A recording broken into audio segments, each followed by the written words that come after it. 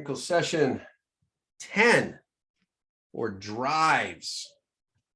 Getting away from the more visual aspects of display devices, getting more into the memory of our computers, the storage, where we keep everything. So for this particular technical session, we should be able to describe the purposes, types, and characteristics of storage devices. I know you guys love your diagrams and stuff like that. We now get to learn all the fun parts and components inside of a mechanical drive. We should be able to compare and contrast various connection interfaces for drives and their characteristics and purposes. Just 1 second there, Jessica. Explain the purpose and types of RAID. I know there are people out there that have been going, you know what, when are we getting to RAID? Glean looks like he is so excited for what we're about to endure. All right, now next we should be able to describe the process for installing storage devices. A lot of times it's just plug and pray.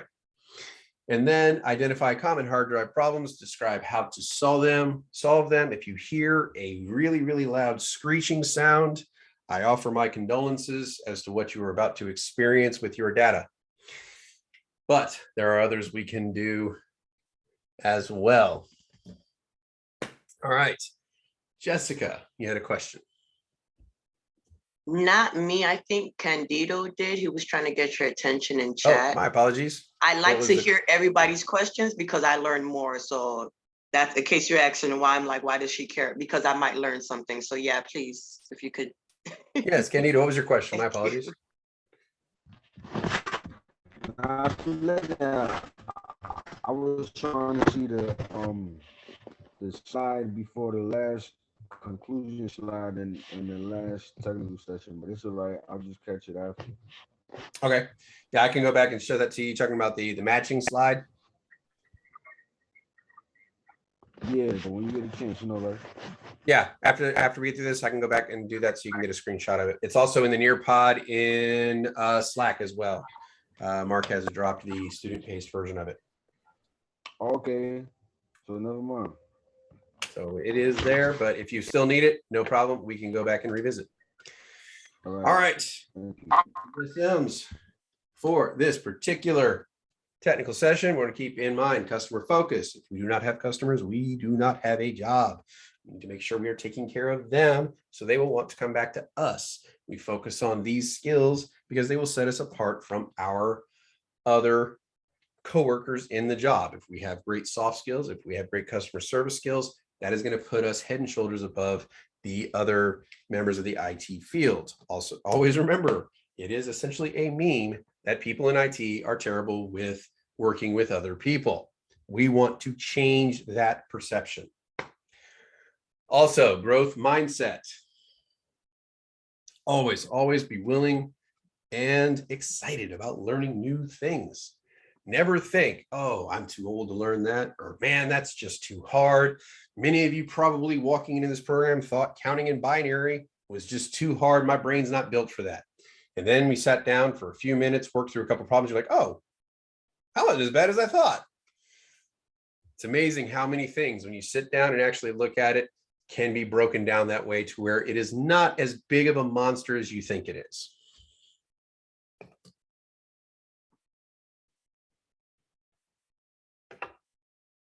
So, moving in, what are drives? They are data storage devices used to record, hold, and or process information. They come in a variety of forms. A device that only holds information is a recording medium. And devices that process information are data storage equipment. The most common drives utilized 5 years ago, optical and hard drives.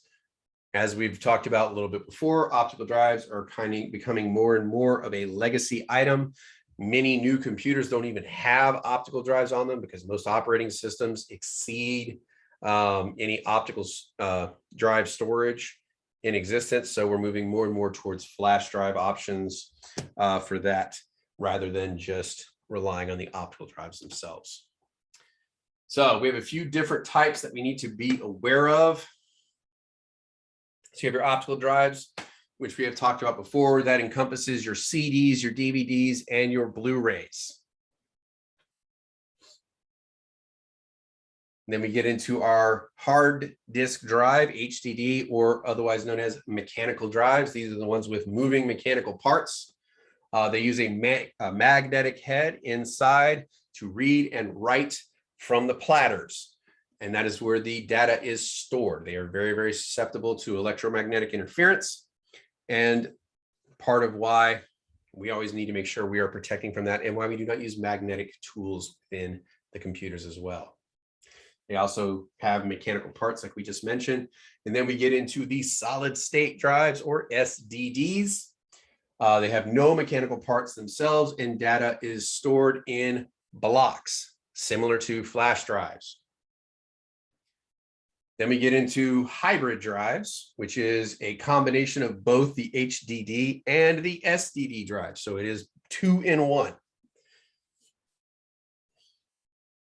It allows you to get speed from the SDD because they operate much faster, while still kind of maintaining a little bit of the price point of the HDDs, because HDDs tend to be cheaper, SDDs tend to be more expensive. So for components where you need fast reaction times, you can use a hybrid drive and have just those components stored on the SDD. And then other things like storing documents and photos and all that kind of fun stuff where you don't need it super fast, you can store that on the mechanical portion of that drive. Hybrids are not extremely common now because of the cost of SDDs coming down drastically. When solid state drives were first coming out, per gigabyte cost was really expensive as compared to a HDD. It still kind of is to a degree, but as both of the costs of those have come down, people just don't want to mess around with the hybrids. They'll go straight to the SDDs because people wanting even more speed when the SDD is not fast enough are going to the M.2 drives, which are even faster than the SDDs because it has that direct connection to the motherboard itself. And then finally, tape drives. If you have ever watched old 80s spy movies, you've seen a tape drive. It's that round disc, you see them in the computers and they're spinning around to get all their information and stuff like that. Yes, they're still used today. Why? Because they can store massive amounts of information and it doesn't necessarily degrade over time. So it is a safe way to store large amounts of data for long periods of time. So we do still see these out there today.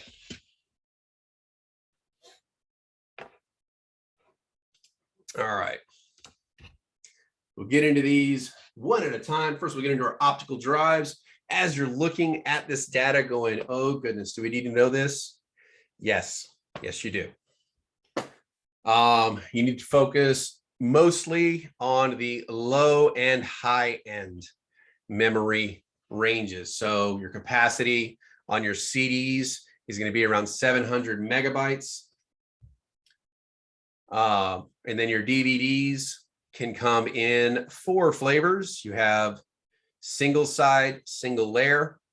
So only write on one side of the drive and it only operates on a single layer. And then you have double side, single layer. So you're able to flip it over right on both sides of the CD. And then they use multicolored lasers in order to get dual layers. So they can write one layer on top of another layer at different depths within the DVD. And they have that for single side and double side as well. So for DVD-ROMs, you start out at 4.7 gigs and go all the way up to 17.1, which is a pretty good jump in storage capacity when you consider that CD-ROMs only held 700 megabytes, so not even 1 gig. And then we jump up to 4.7. I mean, it was awesome technology at the time.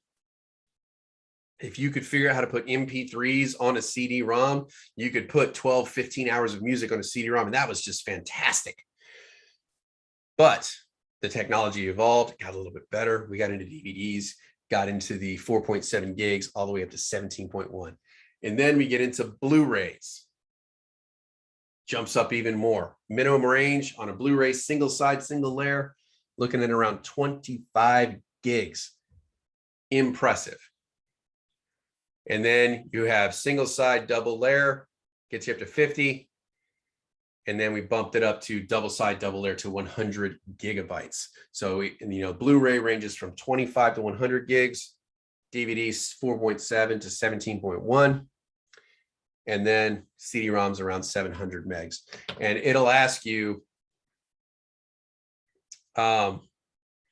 which can store the most data, and it'll give you single side, single layer, double side, double layer, and it will mention these various things and to ask you like what can hold the most data, or they might give you a data range within it. Yes, Jessica. I just wanted to say, I remember Blu-ray for one reason. It caused beef between me and a friend. I had DVD, they upgraded, got the Blu-ray. And I realized with technology, you guys started silent wars with people. The whole Android versus Apple. I promise you, when you say DVD and Blu-ray, my head just jumped up. I was like, "Ooh, I remember that time." So the HD versus Blu-ray. Yes, we just have to Yeah, it's just funny how things just keep advancing and getting more and more, I want to say, convenient for the user. Yeah. And technologically speaking, I'm not necessarily an early adopter, especially when I see something like this happen. When I see something starting up like the HD versus Blu-ray, I'm waiting for the dust to settle before I will invest in that technology. For how much it costs, I don't have a lot of money, but I appreciate the money I have. So before I invest into a newer technology, I want to be sure that technology is going to be here in 5 years. So if I see that fight brewing, like between HD and Blu-ray, I'm like, all right, I'm holding out. And a lot of people did that because they remember. Now you tell me. A lot of people remember the VHS Betamax. Betamax was a better technology. VHS won out because they just were more accepted. So, I kind of like wait just a little bit to see where the dust is settled and see where where the winds are going to be going, and then I'll invest in it. Yes, Glean. Okay, so the optical drives, particularly amongst DVDs, because you have DVD minus R and you have DVD plus R, and then you have DVDs that are minus and plus R. I noticed that you have them listed, but I'm not sure if you listed which one is minus R, plus R, or are they both? What's the case on it? Well, the R is the read. Right. And then the plus or minus, I got to remember what those are associated with. I remember there was something with that one. I'll have to look that one back up. My internal Rolodex is malfunctioning a little bit today. And then the W is the right. So, I mean, I believe that had to do with the, was the plus it was able to rewrite. So it was able to, like, minus was able to erase and plus was able to write to. I got to verify that information. Please don't quote me on that. Let me find out, and I will get back on that. I will re-answer that question. I just have to look back into it. For some reason, I am drawing a blank a few times today. I don't know. Maybe it was what I had for breakfast. So. Well, I know that, yeah, the R is for rewritable to style, but we're trying to figure out what the plus and minus is. So that's where we're at. So like Marvin knew all this stuff off the top of his head because he worked at Circuit City for so long, and he dealt with, rewritable DVDs so much that he just rattled all this stuff off. I was like, oh, okay, well, I don't have to remember it. Now I do. But so I will look that one up and I will revisit it. But I think the plus and the minus has to do with being able to erase and rewrite. Okay. Next. Oh, this is such a great one. We get to add another page to the Jamboard after today. I know we're excited. So we have the anatomy of a hard drive. So platters or individual discs. The platter is this round thing right here. And then the center of it that the platter sits on is called the spindle. It stores data written from the head, which is the very tip of the spear right here. It is written sequentially in tracks. A track is a circular line that goes all the way around the platter itself, kind of like old vinyl records. And then in the track, it is broken down in sectors. So you have little chunks inside called sectors on the platter. And then you can actually stack platters inside of a hard drive. And I believe those are called columns. So the read-write head is attached to the actuator arm, which is the long pointy part here. And then the part where that pivots on is the actuator axis that allows the drive to move back and forth, the actuator arm. And then that is driven by a motor, which allows that to move, called the actuator itself. On the back of a hard drive, we have the data connection right here, which is the other side of the IDE port or PATA connector, which is that long flat ribbon of a connector. And then attached to it, we also have a jumper block, which will allow you to set whether or not the drive is primary and secondary, or master and slave, depending on which manual you're reading. And then next to that, you would have the power connector as well.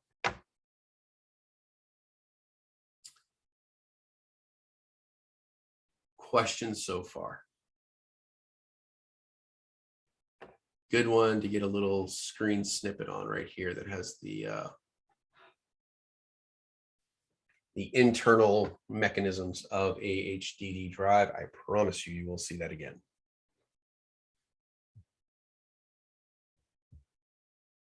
Give it a moment.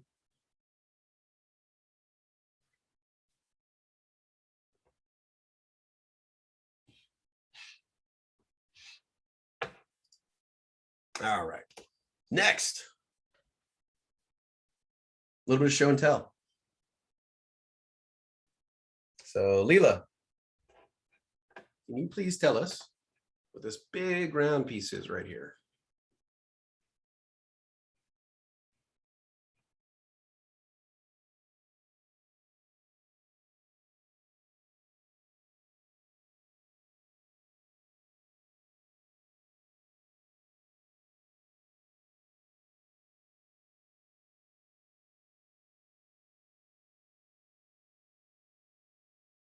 It looks like a big plate, large plate. What would you call that?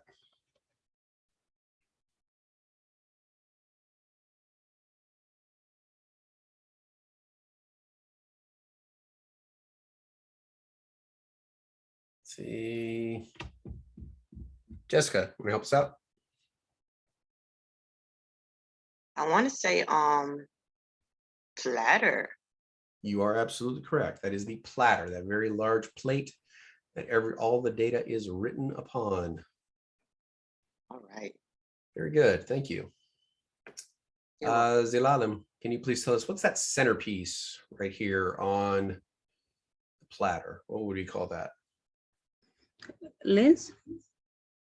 This is inside of a hard drive. So we got this big metal platter right here, and then it spins on this little piece in here. It's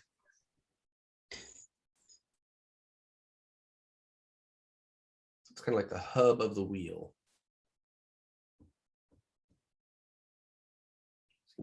Blowing up in chat. Looks like our spindle. Very good. Melinda, can you please tell us what is this piece right here?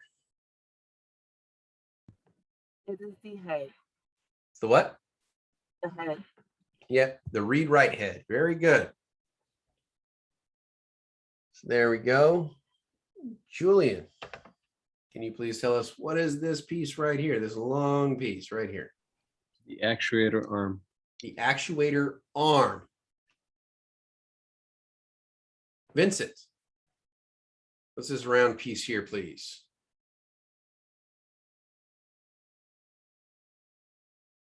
You Axis. Yes, the actuator axis.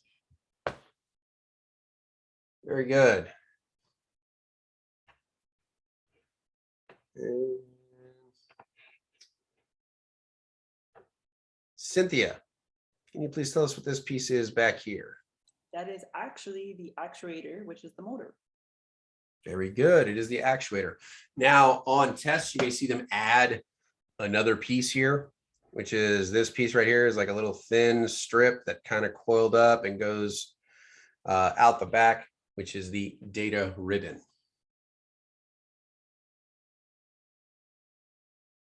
Don't worry, I promise you will get lots of practice working on the internal components of the hard drive.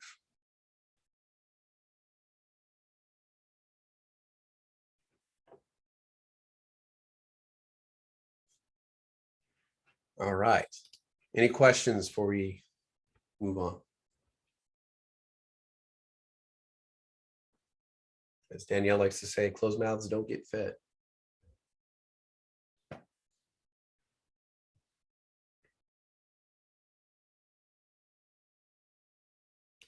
All right. HDD rotation speeds and sizes. The rotation speeds, not necessarily something you need to memorize. Understanding that the faster it goes, the faster the hard drive is, essentially. And they can range from around 5,400 to 15,000 RPMs. And that is the speed at which the spindle will spin the platter on the drive. And then the hard disk drive sizes is important. So we have the 3.5, which is the standard size that you would see in desktops. And then in laptops, since they cannot handle something that big, real estate is very precious inside of a laptop. They operate off of a 2.5-inch hard disk drive inside there. Now, you can put laptop hard drives into a desktop.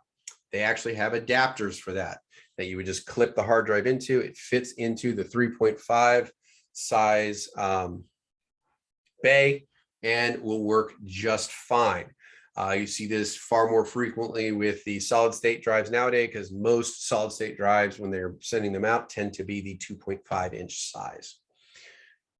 And then you also have on low end, smaller laptops, you are looking at 1.8-inch, but your most common are going to be your 3.5 and your 2.5.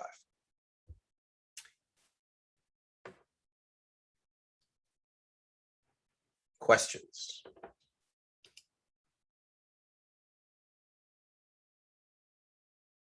Yes, William. Each one of these hard drive sizes, can each one of them have all of these speeds right here, like the 10,000, 7,200, 1,500, 15,000, I meant? I believe so, yes, because you're talking about like the quality of the drive, regardless of its size. You have generic form factors that they will fit in, but you can have varying quality of drives within those. So yes. Thanks. Mm-hmm.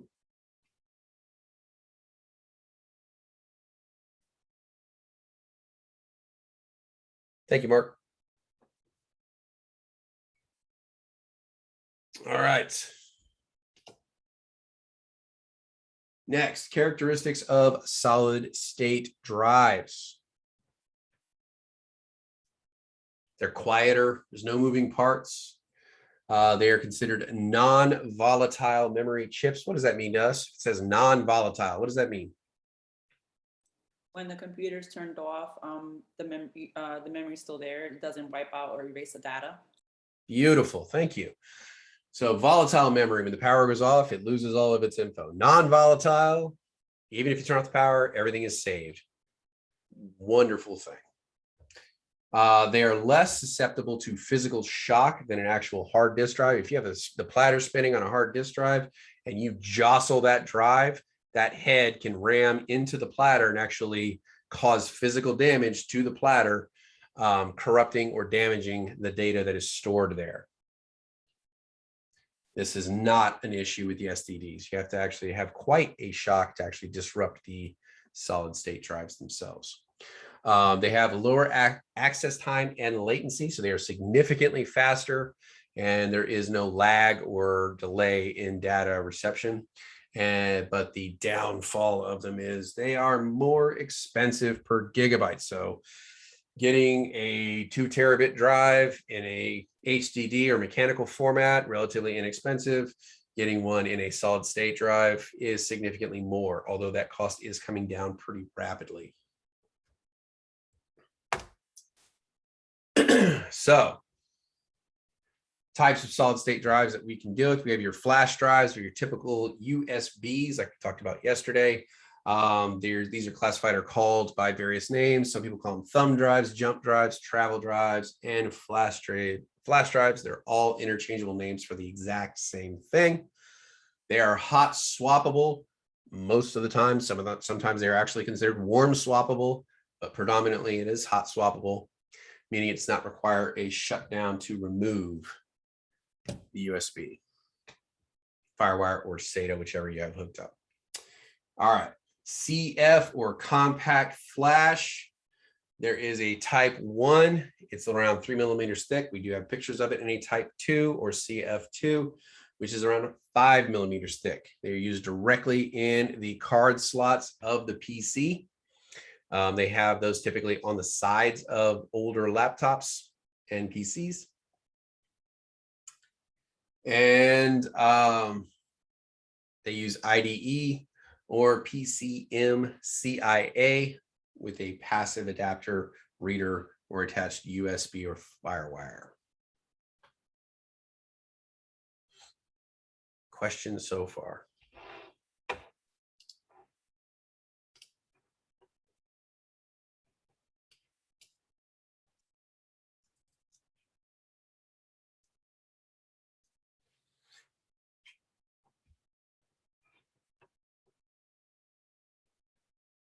All right.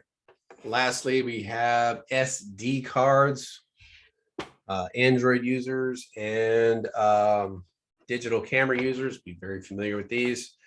It says max capacity 512 gigs. I think that actually is higher now. Physical sizes, they have the micro SD, mini SD, and the XD, predominantly used in cameras, although we are seeing a lot more uses out of them.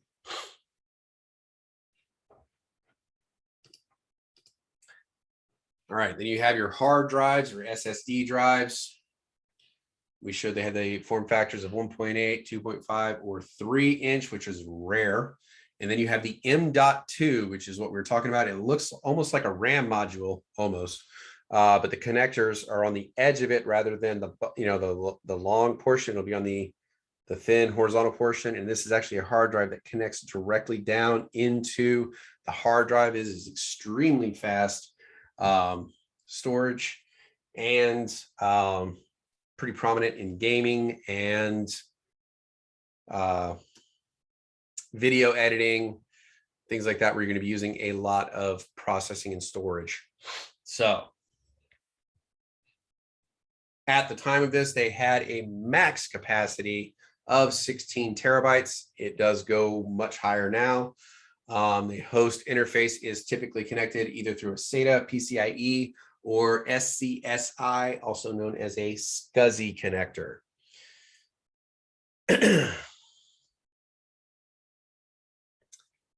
All right.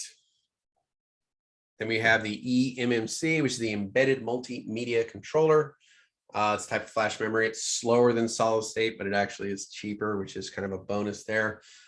Typically used in smartphones and tablets, and it is embedded into the board itself. And it is more common with an SD card than an SSD, or excuse me, has more in common with an SD card than an SSD. So it's typically like in the Apple phones, tablets, and things like that, that would be typically the storage device they would use rather than attaching a separate hard drive to it. Questions so far?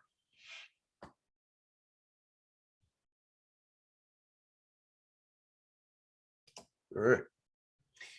Here is a quick visual representation of the various different types of SSD, compact flash, and secure digital drives. You have your micro SDs here, which are rapidly replacing the old school SD cards. They do still utilize adapters on these currently, but the micro SDs are pretty quick for read and write, as well as pretty large capacity for storage. The old school compact flash and the cameras didn't have or don't have a very large storage capacity. So these are kind of becoming more of a legacy item. The micro M2s were utilized in some cameras, but weren't widely adopted as well.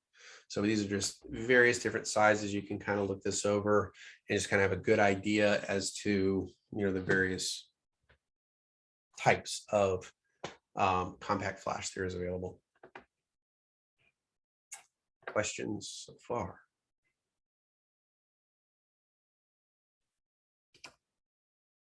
All right.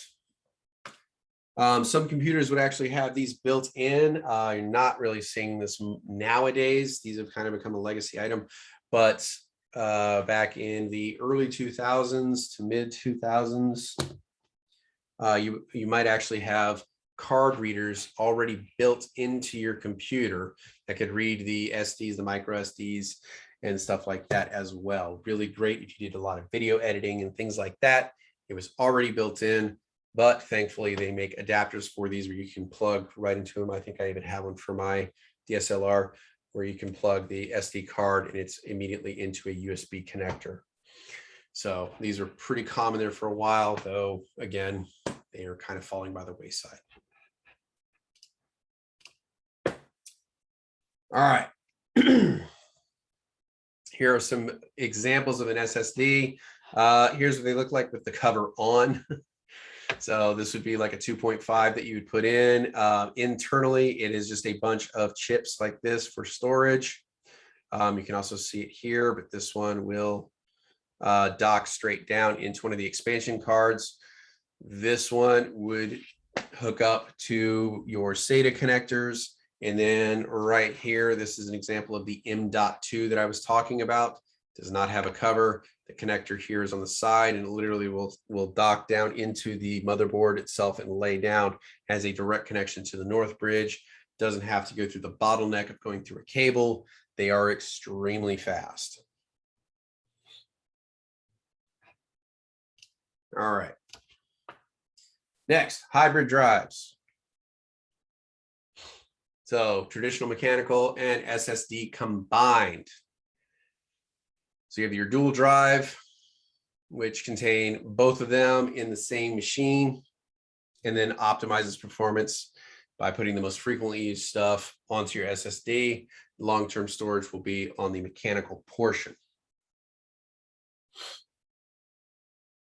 And then you have your solid state hybrid, which has the solid state flash memory in a traditional hard drive in a single storage device. So it basically is all in one, encompassed in the same canister itself.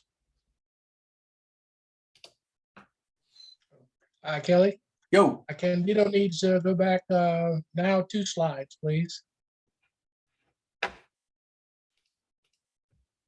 there we go. Thumbs Thank up you for when the you're heads good. up. I don't always see the questions in chat, so.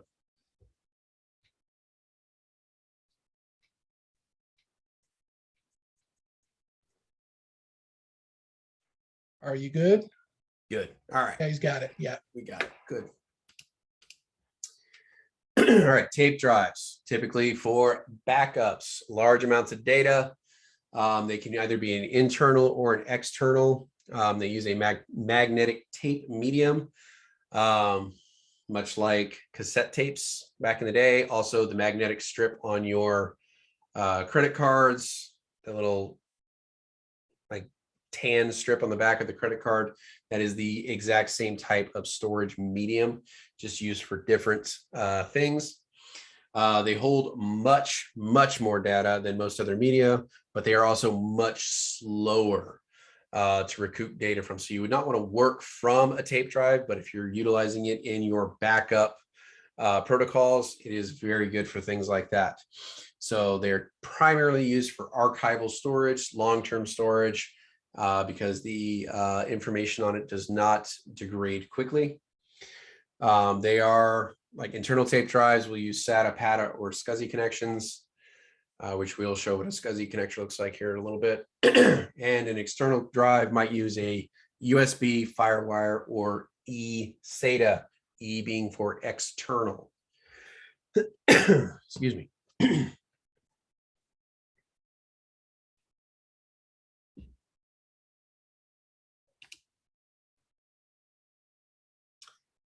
All right, how do we connect drives to a PC? Well, each one kind of has their own type. They operate off of many different common types. You have your SATAs, your FireWires, eSATAs, USBs, all depending on the type of drive you select and the available ports on your computer. The connection can be internal if the drive is stored in the bays or like an M.2, or external sitting outside of your computer. And each interface has its own type of connectors, or own connectors. So predominantly internally, you have IDE or PATA. Those are pretty much interchangeable. SATA and SCSIs. Externally, you have eSATA, USB, FireWire, and Ethernet for NAS systems, or network attached storage.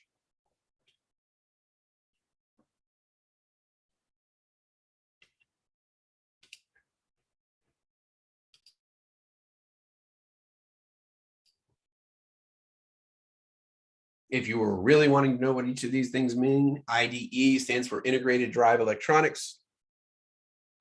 PATA stands for Parallel Advanced Technology Attachment. SATA is Serial Advanced Technology Attachment. So PATA sends drives in parallel on a 40 or 80 wire cable called a ribbon. It looks like a flat ribbon. It's not thin like a cable. It literally is a couple inches wide and just a very fat, ribbon that goes through the entire thing. It looks like tape, essentially, like a big thing of like masking tape or something like that. All PATA drives use standard Molex power connectors. That's that 4-pin Molex that we learned about yesterday. And it provides support speeds of around 133 megabytes per second, big B. All right. 2 IDE drives can be connected to a single ADA controllers. So a lot of these ribbons will actually have a connector about halfway down the tape. So you connect one to your motherboard, one to one drive, and then one to the other. So there's a connector about halfway, it connects the two. And that is where we were talking about the jumper on the back to be set to either primary, secondary, or master and slave, depending on the manual. So you can set up which drives are which. And then the ADA 3s introduce self-monitoring and reporting technology, or SMART. They would try to use this to detect errors in the drives, to try to catch the drives when they are starting to fail so that you can react before they fail. So SMART technology is one you will hear again, which is the self-monitoring and reporting technology.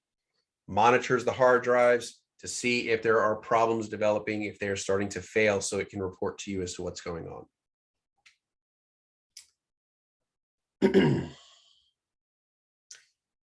The IDE PATAs can be used to connect CD-ROMs, DVDs, zip drives. For those of you who remember those, they look like a fat floppy drive. I think the greatest meme I saw on that was a dad asking, how he felt old, and his kid at a garage sale or something picked up a floppy drive. It said, "Hey, Dad, look, they 3D printed a save button."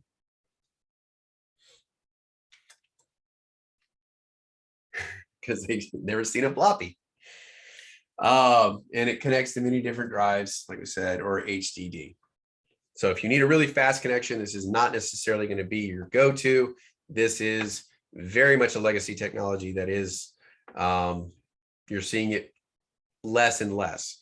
The lab computers that we worked on when I was in generation on site at the college here, they actually still had the PATA connectors internally. So I actually got to work with those. All right, IDE cables, here you go. You get a good look at it. So it's this wide, flat ribbon, looks like tape, and they have a 40 pin and an 80 pin. And this connects to this Wide connector in the back, looks very similar to the IDE connector inside the motherboard itself. And then you have the jumper right here, which based off of you covering these pins in the back will tell it which drive it is. And then you have your 4-pin Molex connector for power off to the side.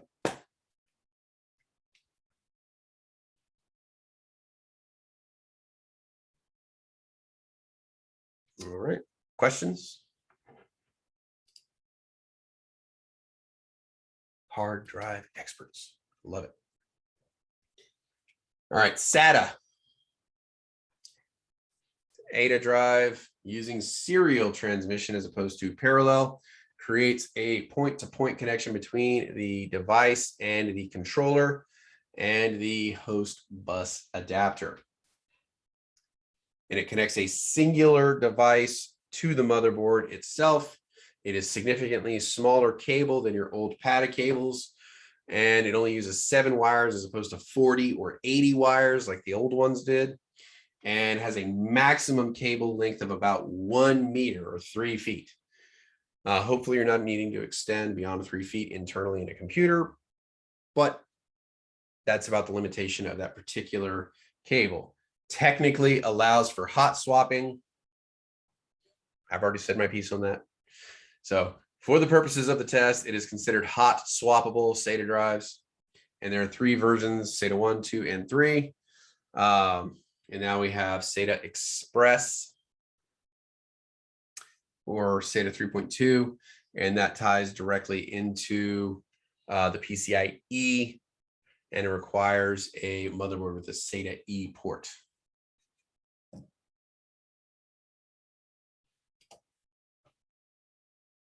All these fun statistics here, do you need to know it?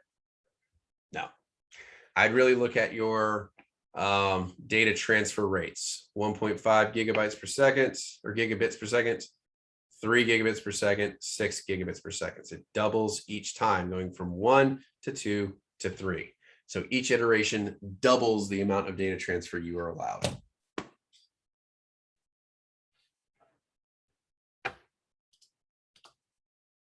All right, here is a close look at our SATA connectors.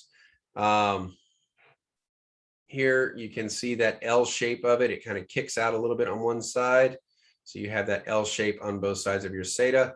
And then even in the power itself, it's long and thin, but actually does have that little L shape. So that should let you know SATA power versus SATA data. SATA data is your thin one. Power is your long one.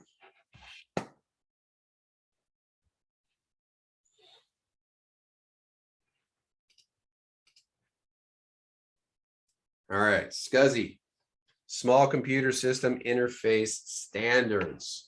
It is very rare to see these nowadays, but they are out there.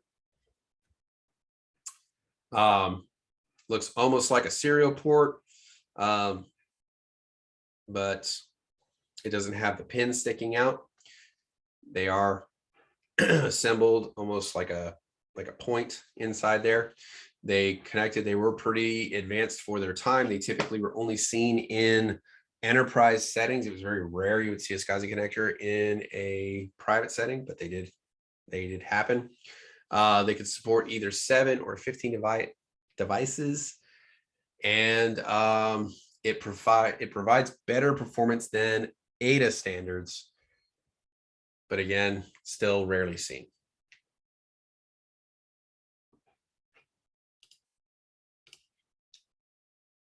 eSATA doesn't have that L shape like the SATAs do. Kind of looks like it's got a little top hat on here and then a little box underneath it. So eSATA, E standing for external, not to be confused with the SATA E, which is SATA Express. The E in the front is for external. It provides essentially SATA speed access to external drives, which is pretty nice. And the cable itself can extend up to 2 meters, not just the one that you would get with the internals. And it uses the same 7-pin setup as the internal SATAs themselves. They are shaped a little differently. Please note that. And then the iconography that it uses as well. So eSATA, external SATA.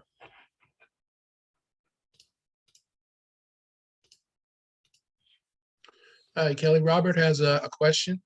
Yes, Robert. About the eSATA, are the cables always black? Because when we see the SATA, they're usually red. Internally red, externally they tend to be black.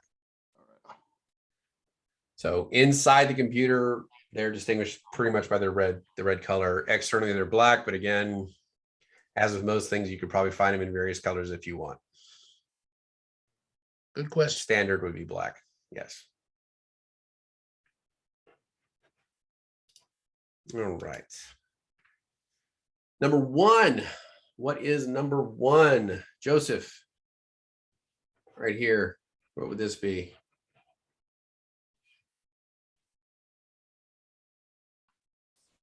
Number 1. Yeah.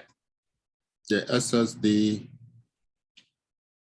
Solid state drive. Very good. the solid state drives Yep. in SSD. different sizes. We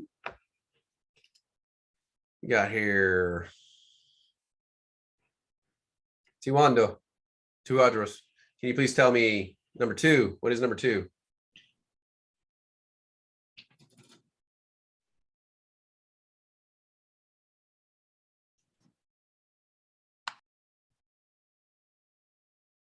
You are muted, sir. I cannot hear you.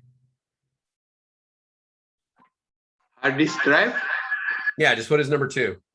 What type of drive is it? Hard disk drive. Look at the symbol on the front, right here.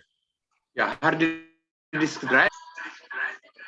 No, not a hard disk. What is that? Do you recognize this symbol right here? Number 2? Intel. Blu-ray. Blu-ray. There you go. Blu-ray. Blu-ray optical drive. So it is a Blu-ray optical. All right, Sibley, can you please tell us what number 3 is? Thank you, Tuadros.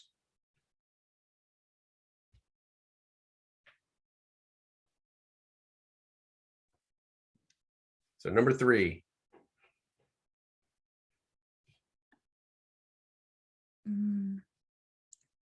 Is it the macro SD? Not a micro SD. I'm thinking types of it's not a compact flash, but it does give you a hint here on the top.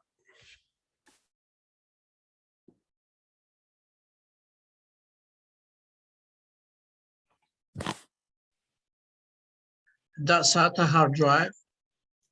It is a hard disk drive, HDD, hard disk drive. You see the notations up here. So hard disk drive, otherwise known as a mechanical drive. That's the one that has the platter and the actuator arm and all that kind of fun stuff internally inside of it. But good work, Silly. Good work. Let's see here. Now we have the different connectors.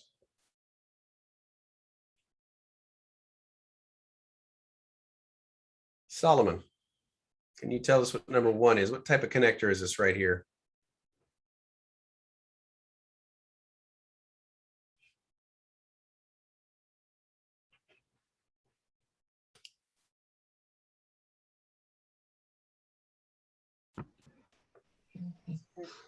I'm not sure about it. Okay. You're not sure about that one? You want to take a guess? Yeah, Right just a here. guess. SATA. There you go. Good Perfect. job. SATA connection. Very good. Thank you. All right. Raekwon, can you please tell me what number 2 is right here? What kind of connection? What kind of connection is that? What kind of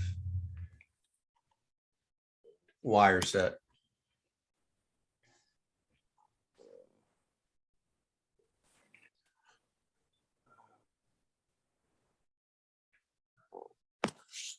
very wide and flat. Take a guess.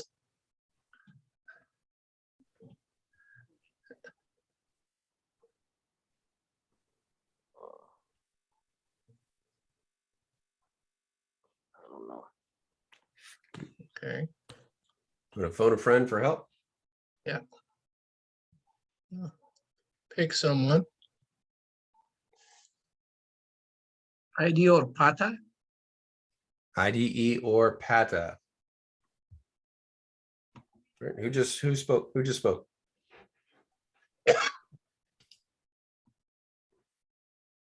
You were muted.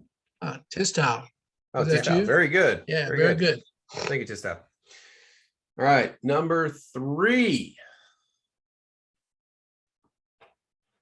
Right here, number 3. Let's see. Hunter. This is number 3. This connector right here. What is that? SCSI. SCSI. SCSI. SCSI. Excellent. Got like 5 more minutes to lunch. Keep going. Candido, can you tell me what this one is right here?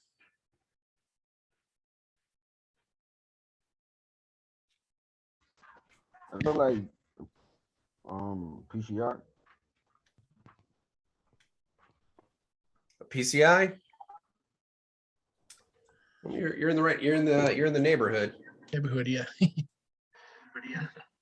Neighborhood. Is that a PS2? Sorry, I'm driving. No problem, Jerusalem. Is that a PS/2? Is that it?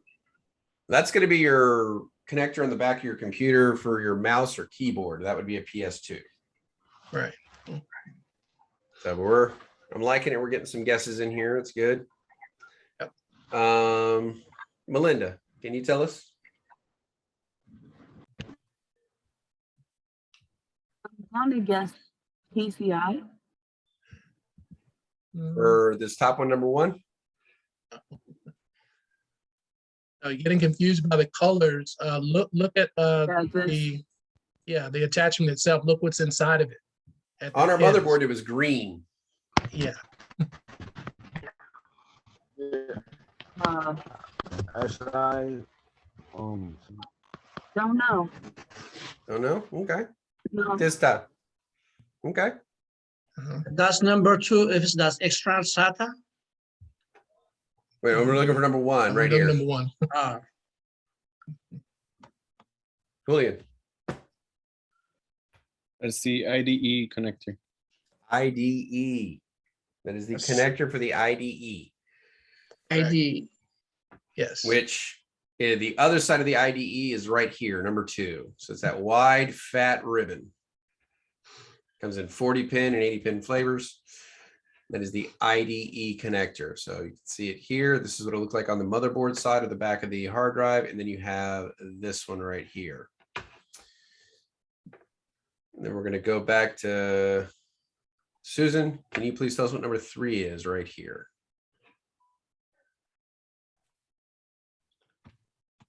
Is that the external SATA? It absolutely is the external SATA. So that is the eSATA connector. Excellent. Kelly, I'm sorry. Really quickly, can you just say the names of 1, 2, and 3? Because I struggled on this. I want to make sure I heard everything correctly. Okay. Thank so you. Number 1 is the port that will either be on the motherboard or the back of the hard drive for the IDE or PATA, P-A-T-A, the PATA connector, which itself is a wide flat ribbon, which you can see down here. So this is a wide flat ribbon, and this is the PATA connector itself on the ribbon that you would attach to your drive. So 1 is IDE PATA, 2 is the actual PATA connector. Yeah, this one is the cable. Okay. This is the connector, or excuse me, this is the cable and connector. This is the port right here. Gotcha. And the last one, just to confirm again, I'm sorry. The last one is an eSATA. SATA. Awesome. Thank you, So guys. external SATA. Yeah, it was kind of mean for them having just both sides of the same thing right there next to each other. All right. Now the moment we have all been waiting for, the absolutely an amazing raid. And with that, I'm going to hand it over to Glean. He's going to take the lead and we will all sit back and look. Oh no, it's Leah. I'm going to go to lunch before we get into raid, because raid is a subject in and of itself. Oh, God. Don't make me return to that. You said you were studying raid, so I figured, you know, Yeah, take the yeah. lead. I'm studying it, but I always get it wrong because I always get it wrong because of how I configured. This has been a bugaboo, and it does show up on the exam. Oh, yes, it does. You know, Various so forms. therefore, like I can't pass. Like it's funny, I can't pass A+ until I get through this thing. You'll get it. Yeah. I promise you, you will get it. You'll Yes, definitely DW. get it. The bane of my existence.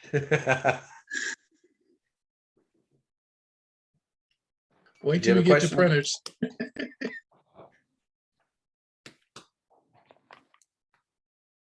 Yeah, I did. Well, give me 1 second. I'm looking for the term. No problem. Everyone else, feel free to break for lunch. We have we'll be back here at 1:30 Eastern. All right. So RAID essentially stands for a redundant array of independent disks, although you may also hear it as a redundant array of inexpensive disks. So it's two different ways that it can be stated. It is essentially a data storage technology that uses multiple physical drive components and working them into a single logical unit.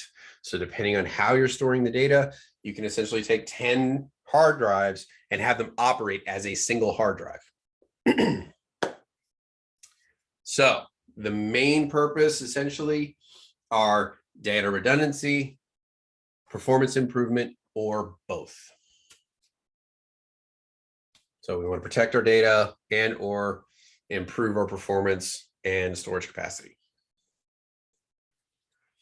Now, technically speaking, if a single drive from an array fails, the others will allow to keep the data safe. This is true for all RAID arrays except 0.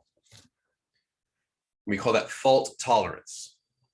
How many drives can fail and the array still be okay? So if one drive fails, typically in a RAID array, you can replace that drive, resync it with the others, and still be good. The data is distributed across the drives in one of several ways, which we're about to go over. There are 4, technically 5, although the last two, 0 + 1 and 1 + 0, are the same thing, but just reversed. That you need to be aware of how they're organized, how the data is organized in these RAID arrays. Typically, these are used in servers to provide extra redundancy. You can actually utilize them in your house. If you are storing a lot of data, this would be a way to kind of extend that and or provide greater protection for that data.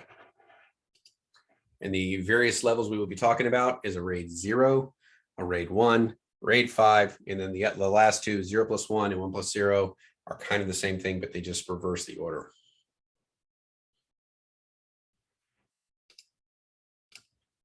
So first, you have a RAID 0. It has no fault tolerance, meaning if any drive fails in a RAID 0 array, everything is lost. There is no recovery from it. A single drive fails, all is gone. You need a minimum of 2 drives. And the way it kind of works is, pull up a pencil here. So you have 1 drive here, 1 drive here. So we'll call them, drives 1 and 2. So what it's doing essentially is it's breaking down the information that it's going to be writing to these drives into smaller chunks. So say we have multiple layers here.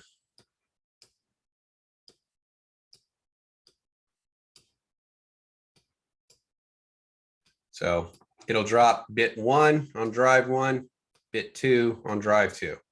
Then it'll go back. Bit 3 on drive 1, bit 4 on drive 2. Bit 5 on drive 1, bit 6 on drive 2. It's alternating between the drives writing bits. Which is why if you lose any one drive, you lose everything. And you can ramp this up. So you can go to 3 drives and it'd be bit 1 in drive 1, bit 2 in drive 2, bit 3 in drive 3. Then it goes back to the beginning. Bit 4 in drive 1, bit 5 in drive 2, bit 6 in drive 6. It splits the data up across the drives that you have. The benefit of a RAID 0 is its writing speed is much faster. So instead of relying on a single read-write head, you now are adding an extra read-write head onto that. So the drive read and write capabilities is significantly faster than a single drive working alone. It also expands your storage capacity, allowing them to work together. And the nickname for what this is, RAID 0, is called striping, because it's essentially writing across both drives. So it stripes the data across this drive and it just keeps going down as it's writing along it. It's striping across the drives, dividing the data up between the two. So that is RAID 0. Yes, Stephen. So is RAID 1 mirroring off RAID 0? No, it's a different type of RAID. So RAID 0 is the first type of RAID. It's the first array that you could set up. So if you set up your drives in a RAID 0, it's going to write the data across each drive, like breaking up the bits on each one. Yes, Susan. Is that, So wait, sorry. kind of going off of Steven's question. So these never are combined. They're separate systems, levels. These are the different flavors of RAID you can have. So you wouldn't combine them. There is a case where you would, but we'll show you. Okay, thank you. Again, it's hardly black and white. It's usually gray. Yes, Glean. You muted yourself. There we go. This is why I hate this. It's not so much because of what it's structured, it's the wording. No one uses the word stripes, and no one uses the word redundancy. So for every time that comes up onto the test, I'm like, what the hell are they talking about?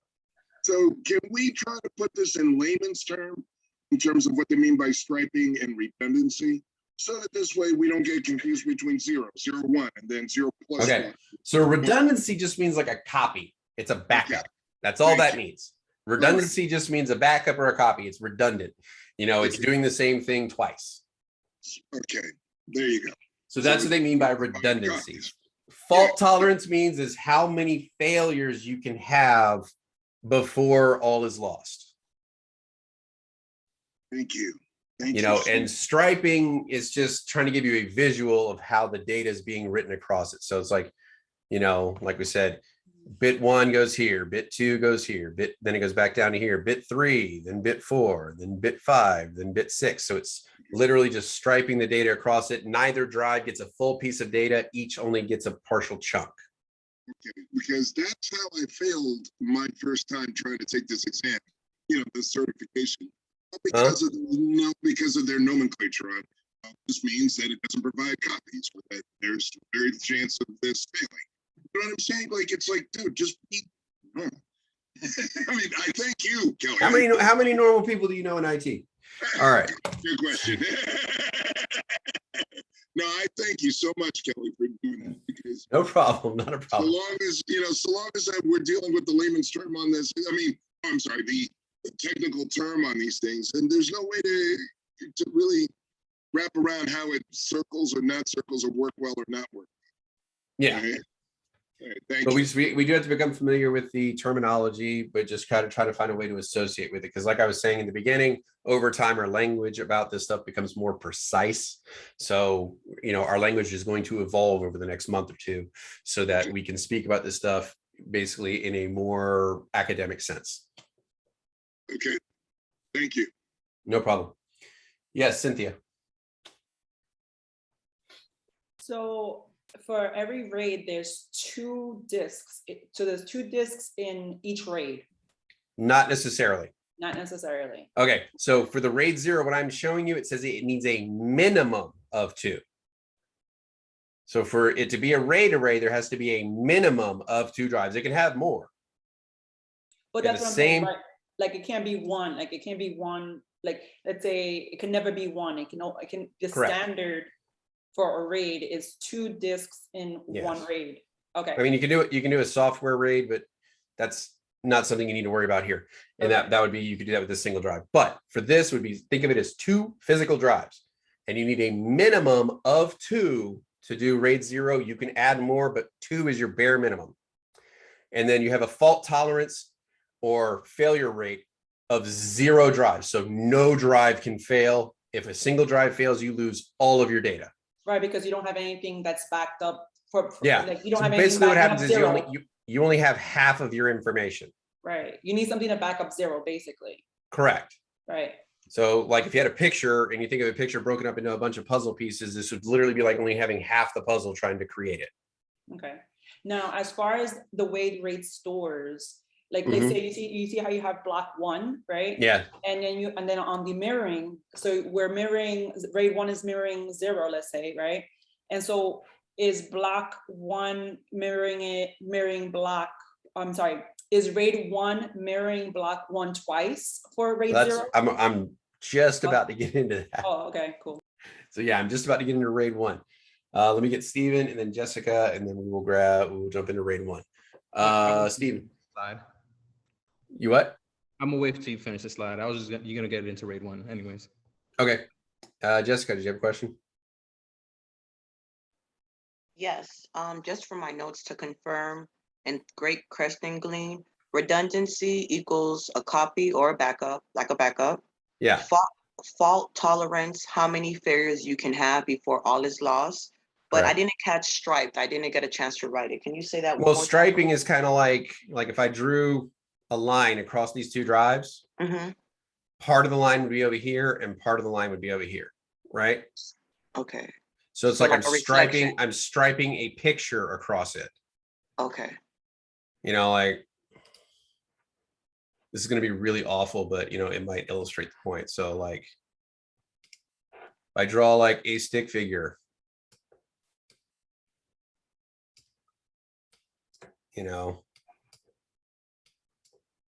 standing, like a picture. So like a little piece of it's over here, a little piece of it's over here, a little piece of it's here, a little piece of it's here. It's striped across it. Okay. So where the data is shared between the 2 drives. It's not like they're filling up one drive and then filling up the other drive. No, the data is quite literally shared among both drives. So it allows you to write and read to those drives very quickly. Okay. Thank you.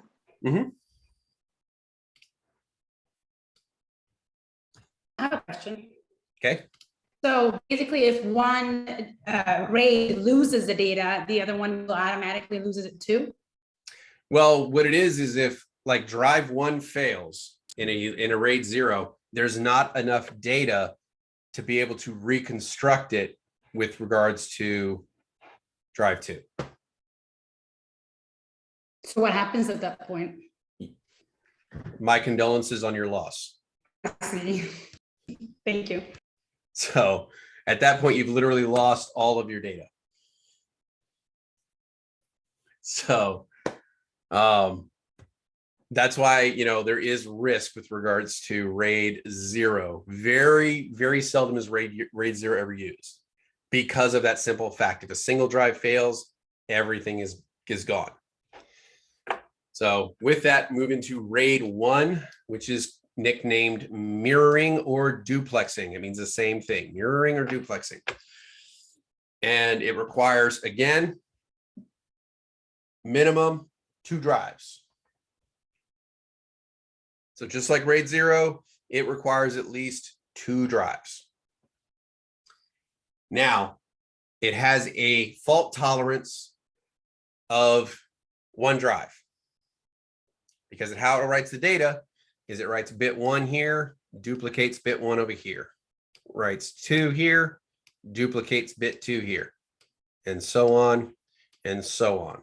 So quite literally, drive 1 is a mirror image of drive 2.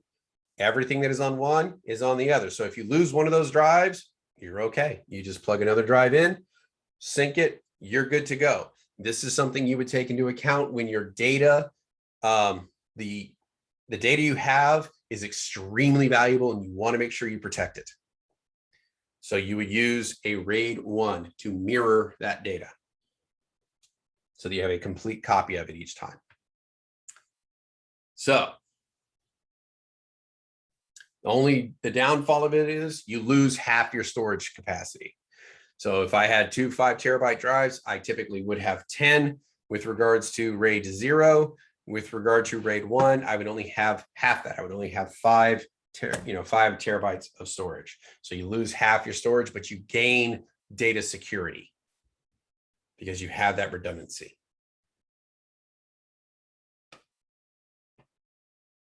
Questions with regards to RAID 1? Yes, Steve. So what is the difference between RAID 1 and RAID 0? RAID 1 duplicates each bit in each drive. So you have in drive 1, you have bit 1, and then they put that same bit in drive 2. Then they have bit 2, and that same bit goes into drive 2. So it's duplicated. In RAID 0, yep. Just hear Avery's eye rolling is because he hates it when I draw with my mouse. 2. All right, so we got the same setup over here.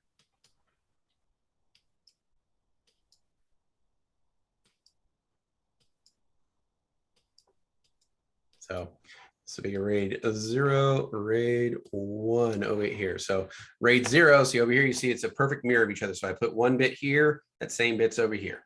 Now RAID 0, I put 1 bit here, the next bit will fall into this drive.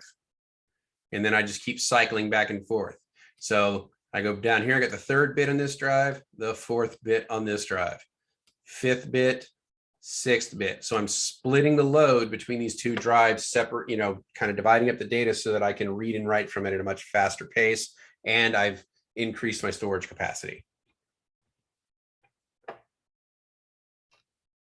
All right, Susan. What happens if the backup drive doesn't have enough space to accommodate the failure? Is that possible? What, the drive you replace it with?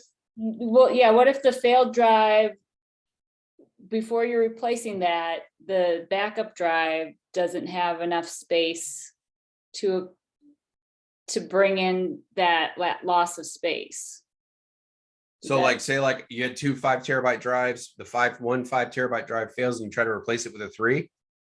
I don't know. Maybe. I'm sure you're trying to understand the question. That's all. Well, yeah, I don't know exactly how to explain it better. So yeah, I'll go with that. I'll listen. Okay, so if you had a 5 terabyte drive and it failed and you tried to replace it with a 3, it wouldn't sync properly.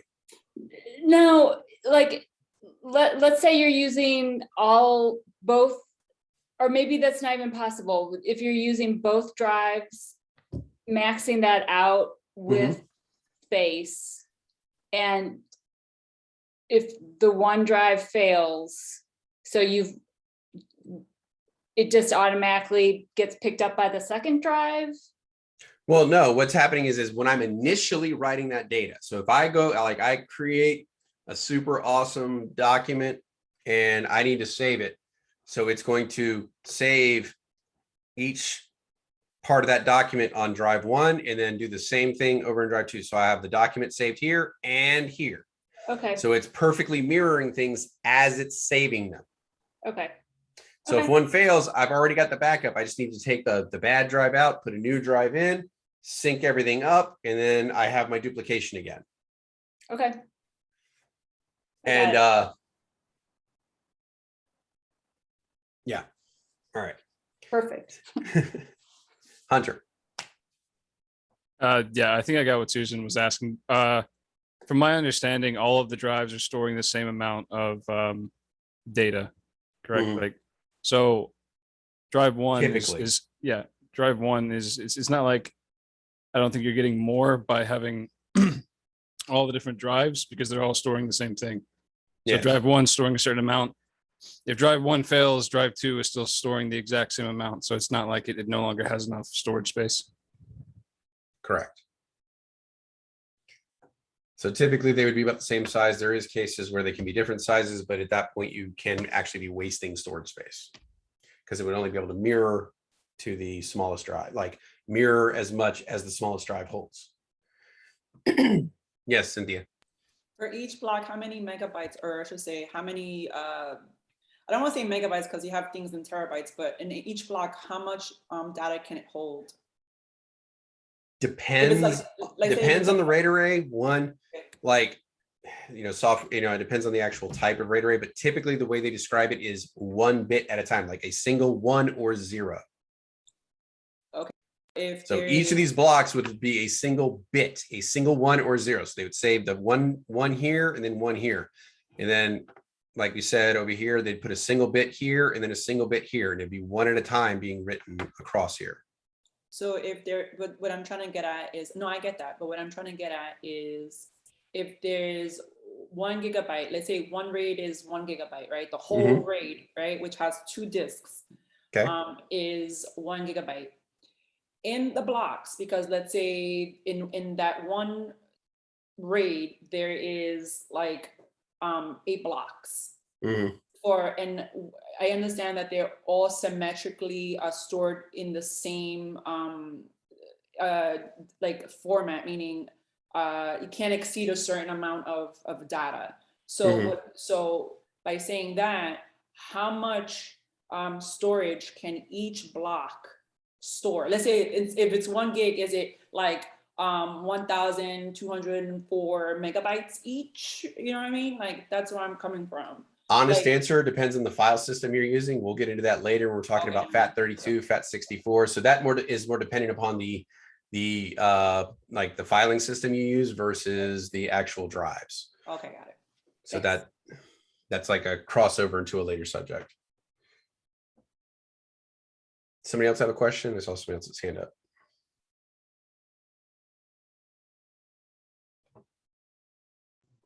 Wait, so Okay, I was asking a question.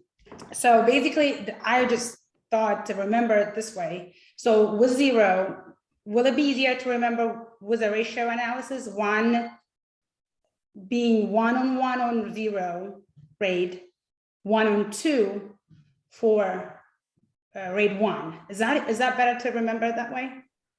I mean, that would confuse me more. Because I literally draw out the silos because I want to see how the bits are being written. Right. So, I mean, if that technique helps you remember, but how I remembered it was literally drawing out like the hard drives like this and writing out how the data was written to each drive. That's what helped me. Okay, I'll just remember. So if the ratios help you, I mean, we got 2 more RAID arrays that are a little more complicated in this that we got to talk about, and we'll see if that your memory technique will work for you when you start folding those into it. Okay. So let's clear this out. So we're going to clear the field before we go to the next ones. And RAID 5, a little more complicated. It's striped, which if you remember, RAID 0 was striping. So that was just like distributing the bits across each drive. So you have striping, but what they've done is they've added something called distributed parity, which gives you some data security, way to protect your data, a way for you to be able to recover that data. So if you remember when we were talking about RAM, we talked about parity, right? Does anybody remember what parity means? What was that? So remember we were talking about RAM. That was when a bit would fail, it would autocorrect, right? Well, it was you are knocking right on the correct door. You went one step beyond it. So right before that, what did that bit mean? It was an error. So, well, it was a check against errors, right? So we had, the 4 bits laid out or the 3 bits laid out. So you had like 1, 0, 1, 1. And then over here on the end, there was an extra bit added. And then essentially that bit made the whole sequence even. So if a bit was missing, we knew what that bit was. So parity was just a way to check the data to make sure that what we got was correct. So Robert was, right on top of it. He went ahead to the ECC, which is the error correction coding, excuse me. But the parity bit is that little extra bit right here. So with RAID 5, we're employing that parity mechanism into our storage device. So if I have, let's see if it'll let me do a,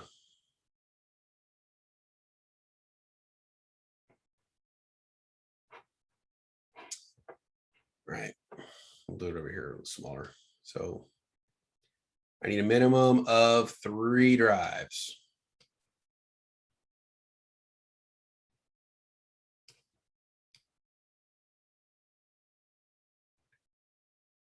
So in order to be able to do this, I need 3 drives. And we go ahead and draw my little blocks to make it work. So how this works is I would get my first bit, my second bit,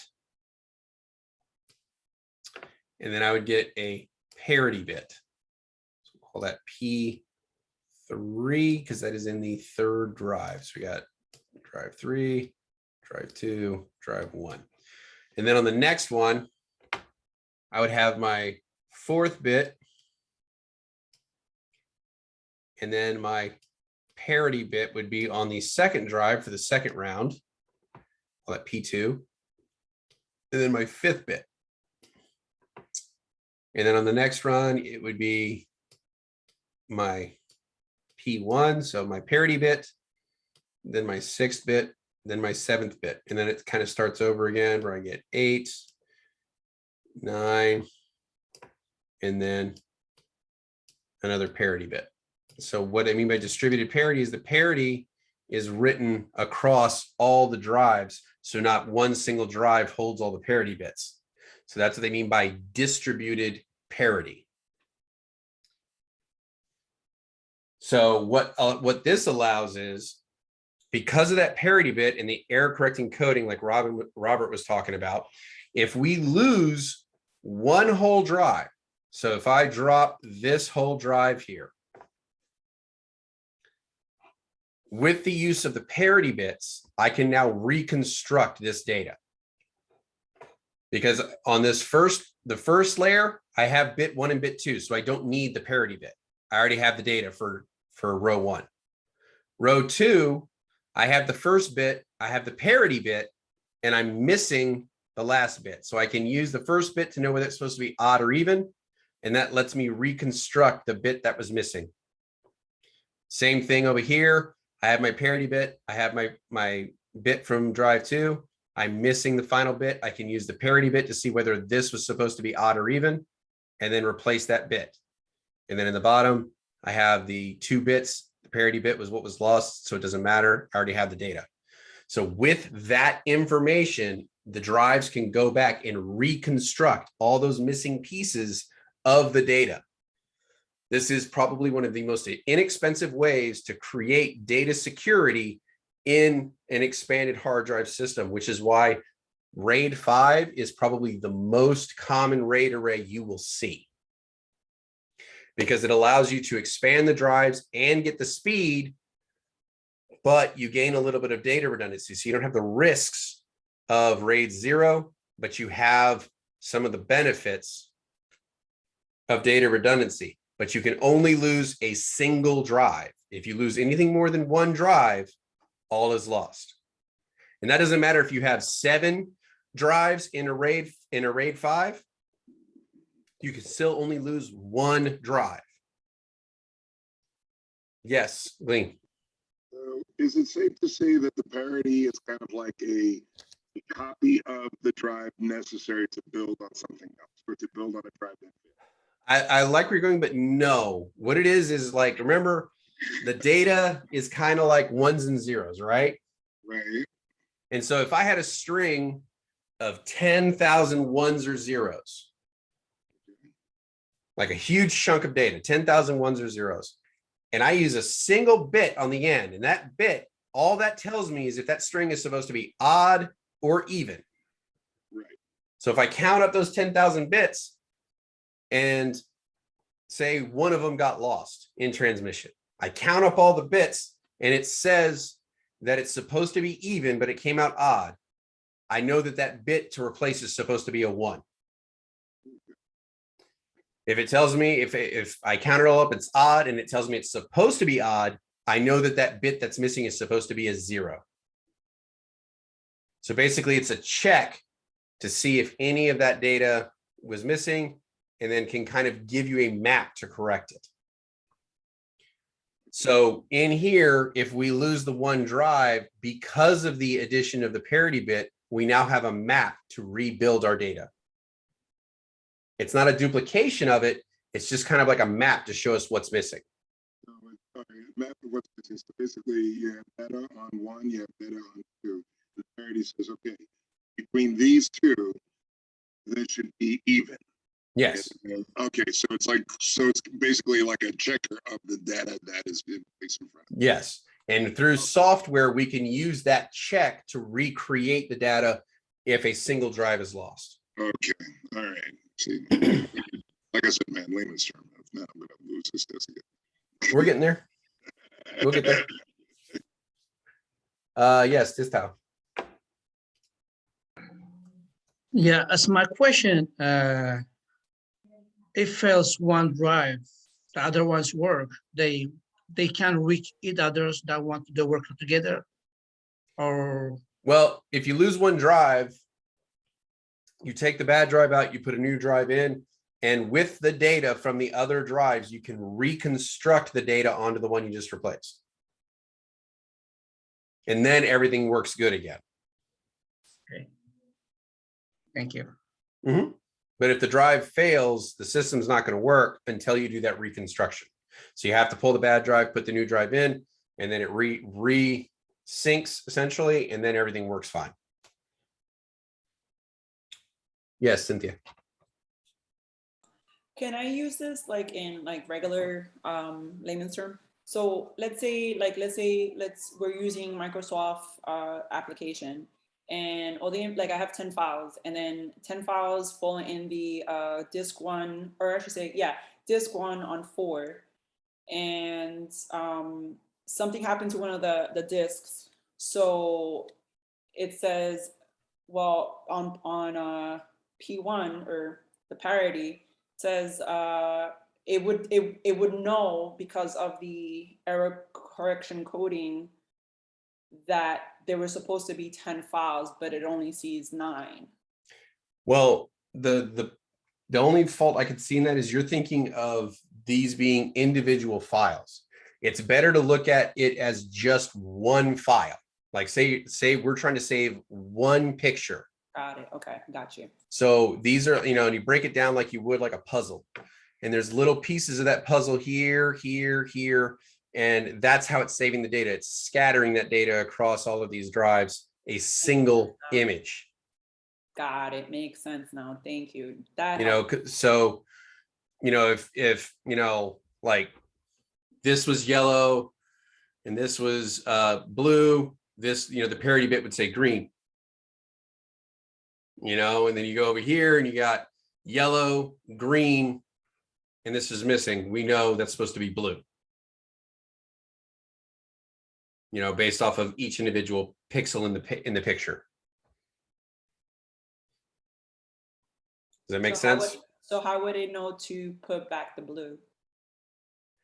That's where the software, like the RAID software, comes in. That's where, so the parity bit lets you know, it's kind of the map. It lets you know what was missing, and then you would use software to reconstruct those bits that were missing. Got it. Thank you.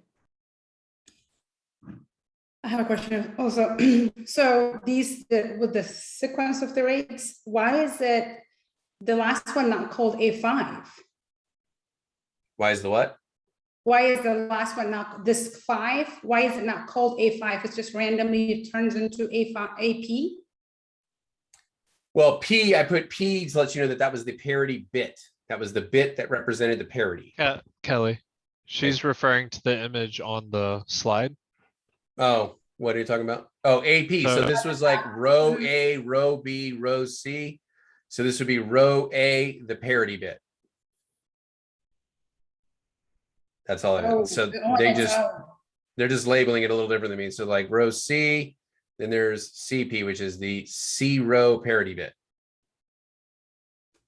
Right, so it jumps into C3 and then it goes into C4. But at the top, why is it AP?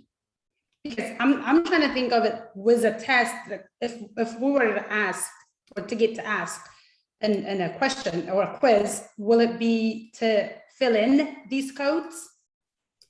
No.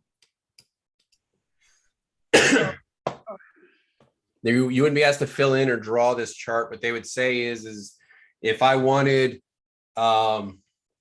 maximum data security, which RAID system would I use? Okay. So I wanted fully redundant RAID array. What RAID would I use? That would be RAID 1 because it's mirroring. So you have the full redundancy. Right.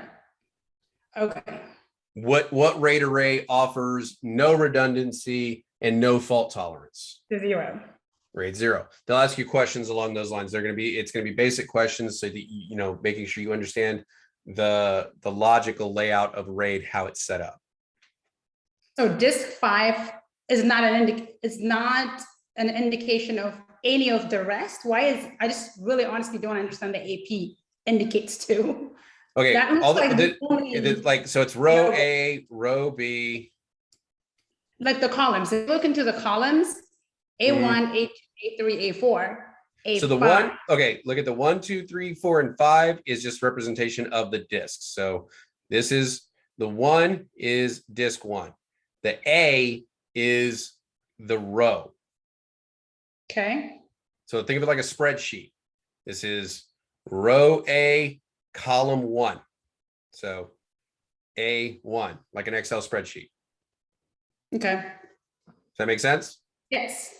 So when they got to this one here, that is where they inserted the parity bit. So it is still row A, but they made it a P for parity. Got it. And then it goes into the label. Then the next one you have row B. So that makes sense. Thank you. So you have B and then the parity bit right there. Thank you so much. No problem. So RAID 5 is called striping with parity. The parity bit allows you to lose up to 1 drive and then use software to reconstruct that missing data with the use of the parity bits. So we clear on RAID 5. All right. Let's make it a little more complicated. Next.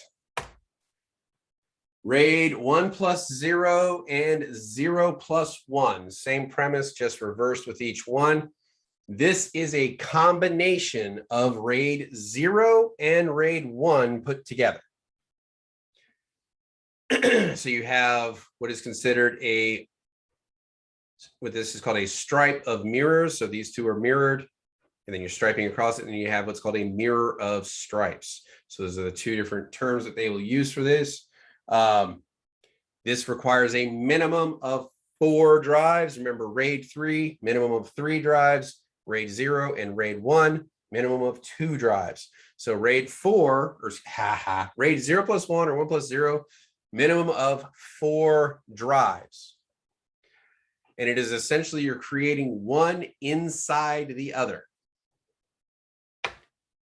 Yes, Cynthia, do you have a question? All right. Sorry, I left my. No problem. So you have like, just look at it as like you have the inner brackets and then the outer brackets right here. So of these 4 drives, you have disks 1, 2, 3, and 4. So if you have 2 RAID 1 arrays, so you have in this RAID 1 here, you're going to have disk 1 and disk 2 are going to be mirror images of each other, right? So whatever you put on disk 1 is going to be duplicated on disk 2. Same over in this bracket. Disk 1 and disk 2 are going to be mirrors of each other. So you have 2 sets of RAID 1. Now you're going to stripe across those 2. So data bit 1 would go on these 2 drives here. So you have disk 1 and disk 2 gets data bit 1. Data bit 2 goes over to this set. So you're striping across 2 sets of mirrors. So you have your RAID 1 array, and then that is bracketed and striped across with a RAID 0. And that is 1, which is the small bracket, plus 0, which is the large bracket. Over here, you have 0, which is the small bracket, plus 1. So you have striping of the data across these 2 drives, drives 1 and 2. So you have bit 1, bit 2, bit 3, bit 4, bit 5, bit 6. And then RAID 1 allows you to mirror that same thing over to this set over here. So this set becomes a duplicate of this set. There is no parity bit in this scenario. This is just RAID 0 and RAID 1. Only RAID 5 has a parity bit.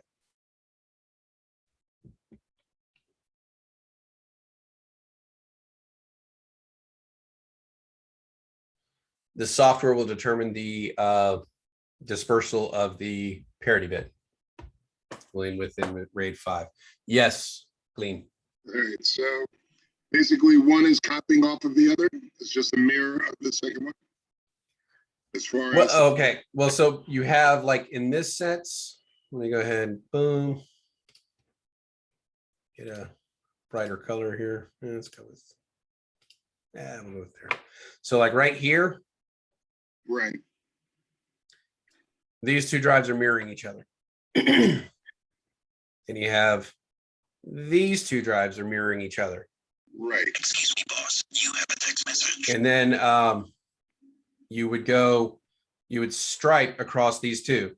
So if you think of this as a single unit and this is a single unit, so bit 1 would go over to this unit, bit 2 over to this unit, bit 3 to this unit, bit 4 to this unit. And as we know, inside of this unit, these are mirroring across each other. So they would be identical copies. And striping, if you can remind me again, was like just the writing of the information? Yeah, striping is just the writing of the information. And what that means is it's like a puzzle. You take a puzzle and then you're just taking every other piece and putting it into 2 different buckets. It's like if you take it apart. Oh, okay. Yeah. Oh, okay. So you take a picture puzzle and you take the first piece, drop it in bucket 1, second piece, bucket 2, third piece, bucket 1, fourth piece, bucket 2. Okay. That's why it's easier to look at it as a single image. Right. So you're breaking up that image into a bunch of little pieces. Okay. And it's sharing that data across each other. That's what striping is. Okay, gotcha. Okay. Striping and sharing data. Okay, gotcha. All right. Thank you. See, this is what Not a problem. Yeah, with you. I have no doubt. Well, I'm hoping with you guys I'll pass because it was the jargon, dude. It was the jargon that was killing me. I'm confident you'll pass. So the first one you show has it's the RAID 1 plus 0 or RAID 10 is the other way you'll hear it put. And then the other one is 0 plus 1. Yes, Julian. For RAID 10 or 1 plus 0, what happens if you have 5 disks? Because I know it says 4 disks as a minimum. What if you 4 have disks as a minimum? How You would manage- have to increase in pairs. Okay. Okay, so you can mirror. it. You could not add a single disk. RAID 5, you can add single disks. RAID 0, you can add single disks.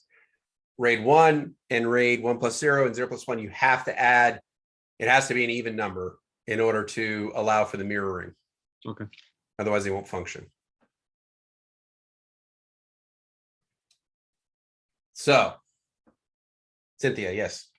A good device to look into is something called NAS storage. Yes. And you can look that up and you can see the technology. And then you can see how it breaks down the specific. I'll look it up for you guys and I'll put in the link. Give me a second. We actually will be getting into that in the custom configurations. Okay. Okay, cool. Avery's fighting for his life. So. Yeah, I do karate in my spare time. If you can't tell. Stop. Schnauzer foo. Yeah. One last question, please. Okay. Will the different color coordination, does it mean anything with each rate? There's a way I'm trying to remember it for my brain. RAID 1 and RAID 1 on this coordination on the left, the different colors have just the same digits. Borderline. Well, the same colors would have, like, this would be A1 and A1 is over on this darker drive. So you have A1 and A1, and then you have A1, A2 to the lighter drives, A3, A4, A5, A6. Right. The color is really, you can, if you adjust the colors to where it makes more sense to you, that's a good way to remember it. Again, my primary way for remembering this was quite literally drawing out these RAID arrays a few times just to kind of get the idea into my head. And I also wrote out the data distribution, like bit 1, bit 2, bit 3, bit 4. So it helped me remember it over time and how the data moved across the drives. Okay, yeah, I'm doing the same thing. I'm just trying to figure out what way to remember it. Okay. And Stephen. Yeah, so what is the advantage of RAID? Having RAID? Increased storage, data security, various reasons, depending on which RAID array you use. Because it may be cheaper to buy 5 1 terabit drives than to buy a 5 terabit drive. Yes, Clean.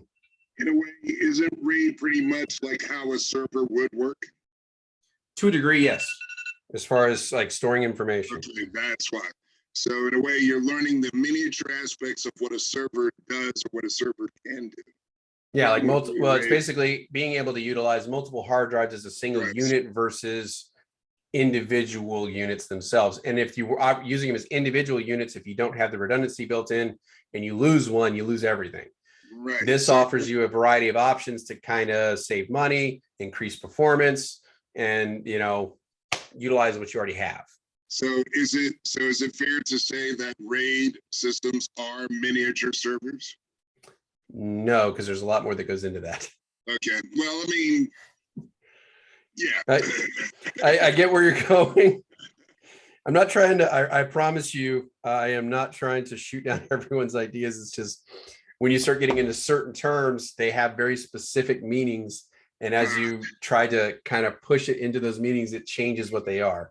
All right. I'm just trying to conceptualize it in my mind to differentiate the two and better to, so this way, when I look at the jargon or look at the questions involving the jargon, I can go, oh, all right, so this is what to this. All right, I got this. You know what I'm saying? Like, that's my biggest reason, because that's the part of the test that screws me up. I got you. Servers serve up particular functions. It could be an email server, it could be a print server, it could be, an operating system server. They have particular functions. It could be a DHCP server. So to say that that's exactly how a server operates is kind of like, it would be misleading to say that. Okay. So that's why I'm saying not quite. Okay, gotcha. All right, I get it. All right. So, okay, Candido.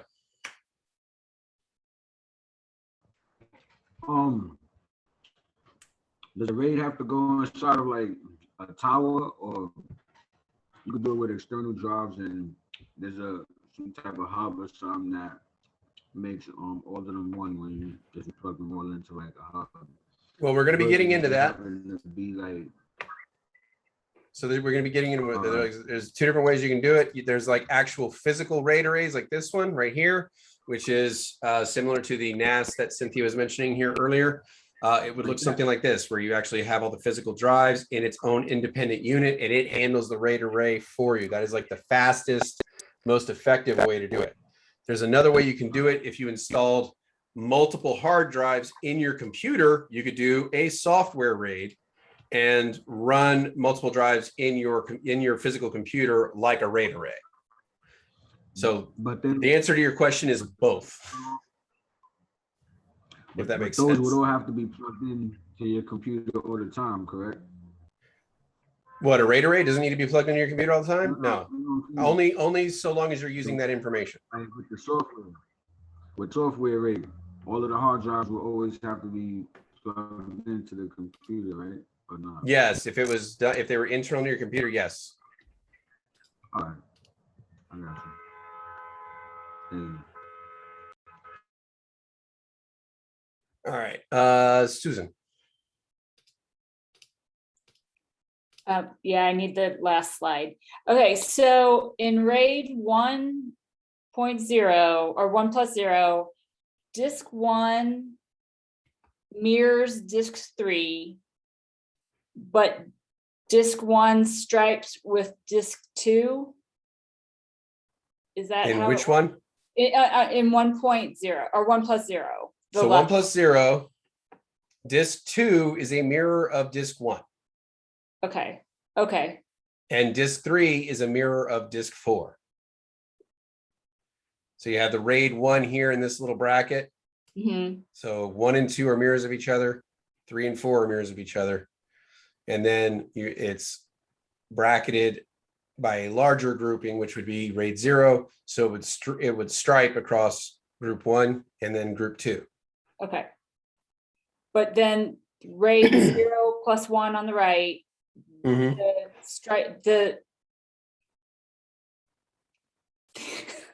RAID. Okay, so then on this side you would have disk 1, and it would stripe to disk 2. Okay. And then it would come back and then stripe to disk 2, come back and then stripe to disk 2. And then because of the overall bracket here, it would then mirror all of that information over to this next RAID group. Okay. I'll remember that. I promise you, draw it out a few times. It'll make a lot more sense. And, to draw out how the data is written across it, I'll try to find some better pictures. I also have a short presentation just on RAID. And then there's the power cert video on RAID that's also really good that we'll put in Slack.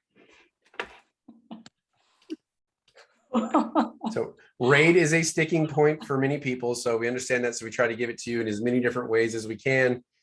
And it will stick. Doesn't believe you. Have faith in the process, Glenn. That's all I can say. Have faith in the process. I believe in this sense. Okay. I'm sorry, but all right. So I'm hoping to get this so that this way I can understand it moving forward. All right. So in your first diagram here, onto your left, 2 is a mirror of disk set 1. 4 is a mirror set of disk set 3. Okay. Now going to the diagram onto the right. Okay. So you have 1 and 2, striping off of each other, and then you have a duplication of those first 2 disks. Yes. All right. Thank you. Okay. Good. All right. I'm trying to get it now. So. I hate this thing. I swear. So. Why, man? This is why, dude. And you know what? I bet you in IT, this is like we encountered this more than anything else. I'm willing to bet money. I mean, yeah, RAID arrays is a big thing. It's very important, especially in the enterprise sense. So, Susan, did you have another question? All right, DW, how can I help you? All right. Can you hear me now? Yes, I can. Okay. I get the concepts of the stripping versus the duplicating, right? So RAID 0s is when it's stripping across, right? Yep. So and then RAID 1 Sorry, RAID 1 is when it makes duplicates, right? Yes. Okay, so then in the figure to the left, what's happening first? Is the stripping happening and then duplication? Well, you would have the mirroring in the smaller brackets, and then it would stripe across. I mean, honestly, a lot of this is happening simultaneously. But what you got is like bit 1 gets put here and it's duplicated on drive 2. And then bit 2 would go over to the next silos. And so you'd have bit 2 and then it on disk 3, and then it would be copied to disk 4. So 3 and 4 are mirror images of each other. 1 and 2 are mirror images of each other. And then how the data is distributed is it's first bit would go to this group, second bit goes to this group, third bit goes to this group, fourth bit goes to this group. So what's the end result and difference? Like what would prompt me to want to go 0 plus 1 versus 1 plus 0? Personal preference, honestly. You get the same result with either one, but they're reversals of each other, which is why they call 1 plus 0 and 0 plus 1. It literally is personal preference which one of these you like if you're setting them up in IT. So they don't have advantages of this. These two do not have advantages over each other. They're basically the same thing, but just set up slightly differently. So yes, Robert. I just want to make sure I got it right before we move on. The left one is 1 plus 0. Yes. And the right one is 0 plus 1. Correct. All right. So you start with the inner and move to the outer. So 1 plus 0, then 0 plus 1. Now, to kind of sum up the benefits of this or the setup, 1 plus 0 and 0 plus 1, same setups. You have a minimum requirement of 4 drives. Gives you some benefits of speed, capacity, and reliability against data. So you have increased speed, but you also have increased data redundancy. The fault tolerance is up to 2 drives if you have 4.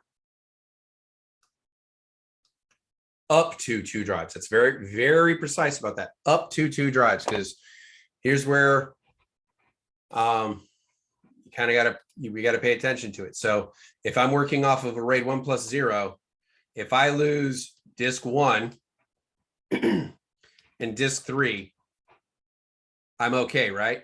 Because I still have all my data. I still have, bit 1 and bit 2 over here.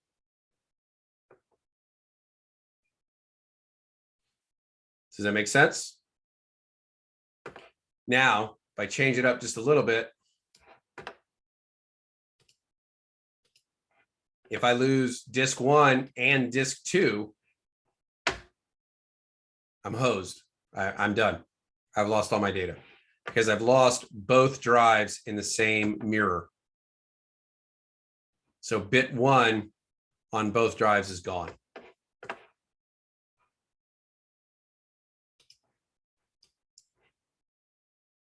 And we go over to the other side over here. If I lose disk 1 and disk 2, I'm okay because I have the other 2 drives over here that I have a complete set of the data.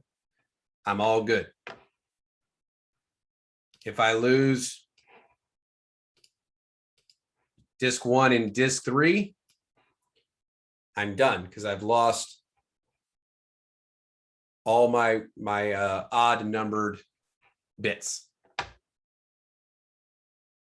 So that's why they say you can lose up to 2 drives, as long as they're the correct drives to fail. So if you can lose 1 for sure, but up to 2.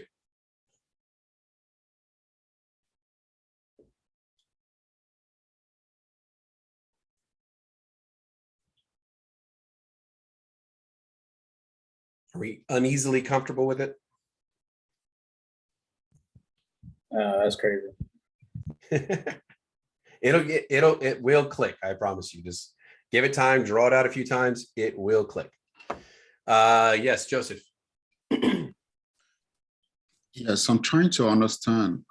We're discussing RAID 0+1 and RAID 1+0. Do they work together, or we're just discussing them together? I'm trying to make sense of it. All of this is us creating drives to work together as a single unit.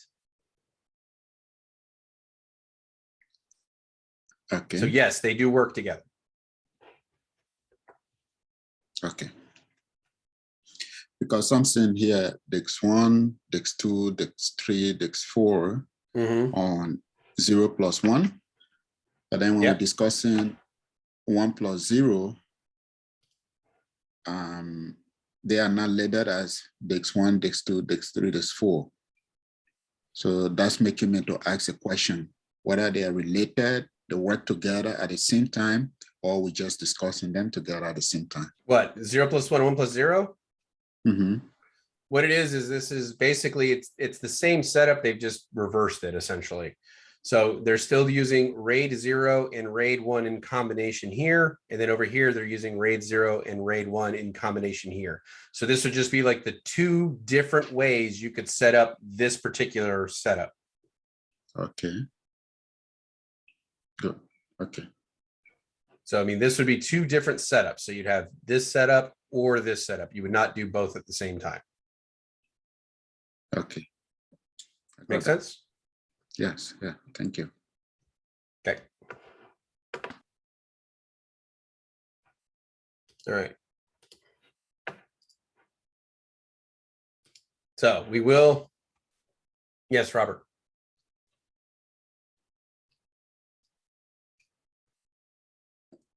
Oh no, I forgot to put it down. Sorry. All right. So, Lorraine.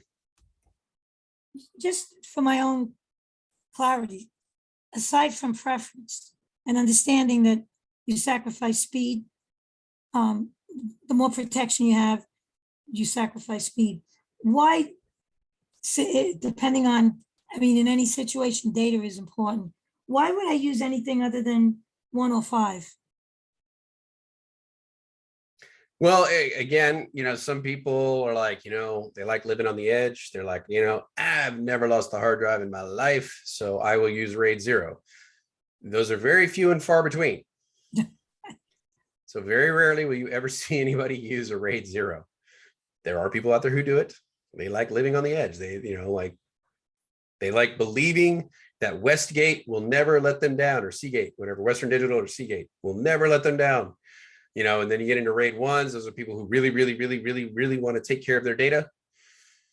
And then if you start getting into multiple drives, that's when you start getting into 1+0 and 0+1. Data centers will be set up like RAID 1+0 or 0+1. Because the data is very important. And there also may be requirements that they have to have really secure settings in their data, like credit card companies. They have very strict data requirements and data integrity requirements. So they would have to do something like a 1+0 or 0+1. RAID 5, that's going to be typically like your home use small business. That's the way they would set it up. Because you get pretty good performance, you get some data integrity, and for the vast majority of the time, that is a really good economical way to go. RAID 0, its upside is performance. That is the best upside for RAID 0's performance and increased capacity. And I guess the other side, is it feasible that in a case like credit card information or let's say medical information, you know, the data that's really important, like diagnosis, pathology, whatever, could all of this be saved like in another place like the cloud, or is it just too much data for that to be an appropriate solution? You're getting ahead of yourself. We haven't gotten there yet. All right, we have a whole technical session on cloud. Okay, I mean, we have a whole technical session on data security and backing up your information. You are going to get there and be like, oh, please, can we just go back and talk about RAID? Only just this seems so convoluted, like the 1.0 and 0+1 to me. I'm again realizing I'm a novice at this. It just seems so convoluted. You're using so much more physical equipment to do something that is easier done in, one There's or also five. the scenario, maybe they don't make hard drives big enough for you to be able to store it on a single drive. Okay. So at that point, you need to have multiple drives and be able to tie them together as a single unit. But you want to protect that data. Okay. So now you've got to set up scenarios like this. So like if your company or business produces a ton of data, you've got to have setups like this because they just don't make hard drives that big. It just seems like if you're an architect and you're designing a house, and you just don't put in enough rooms, fixing it 5 years later, it's just going to be like a lopsided house. It'll do the job. When I first started out, I had a 3-bedroom house, but now I got a 15-bedroom house. It looks nothing like when I started, but I just renovated and add one on each time. I mean, I could kind of see that, but I mean, for data storage, thankfully, we're not looking so much about aesthetics. It's more about functionality. So that's kind of where we're going with it. But this is just like, if you do not have, a way to increase that capacity, or the big drives can be really, really like prohibitively expensive, you're able to set up something like that with a bunch of smaller drives. So there are economic reasons for doing it too. Okay, thanks. Mhm.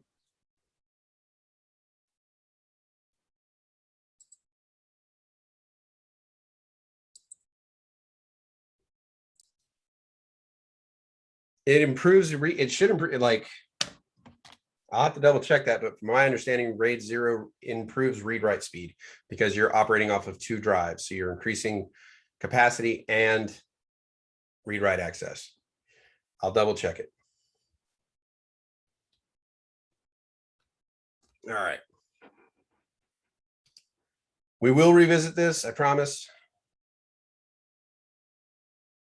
And I do recommend drawing it out a few times just to kind of get it, and then writing out the things that identify each one. RAID 0, minimum 2 drives, no redundancy, so no fault tolerance. And if one drive fails, you lose everything. RAID 1 requires at least 2 drives. You can lose at least half of the drives. So like if you have 2, you can lose 1. And if you lose 1, the data is safe. Those are the main components of it. RAID 3 or 5, excuse me, third one, RAID 5, minimum 3 drives. It's called striping with parity. It improves speed, it improves space. And if a single drive fails, the data can be reconstructed, but you're only allowed 1 failure, that's it. And then finally, 1 + 0, 0 + 1, minimum 4 drives. Up to 2 of the drives can fail.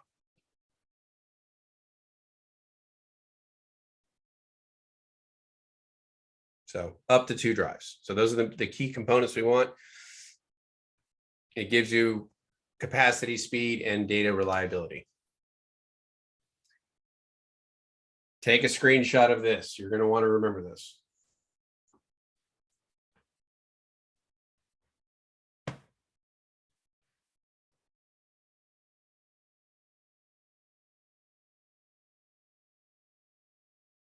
If it's just straight redundancy, Stephen, it would be a RAID 1.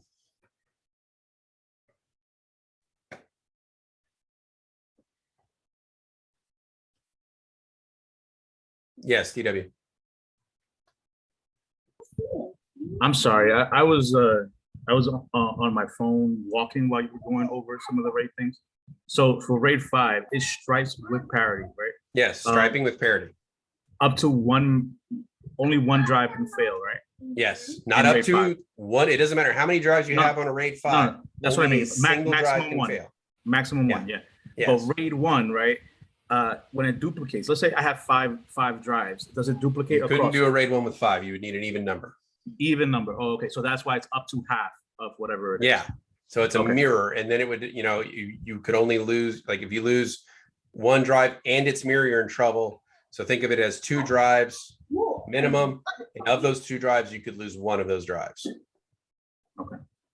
And then RAID 4, or excuse me, RAID 0 + 1, 1 + 0, 4 drives, up to 2 of those can be lost, depending on which drives.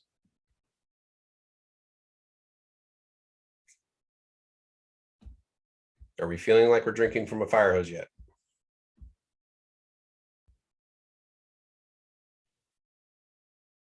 You're not alone, I promise.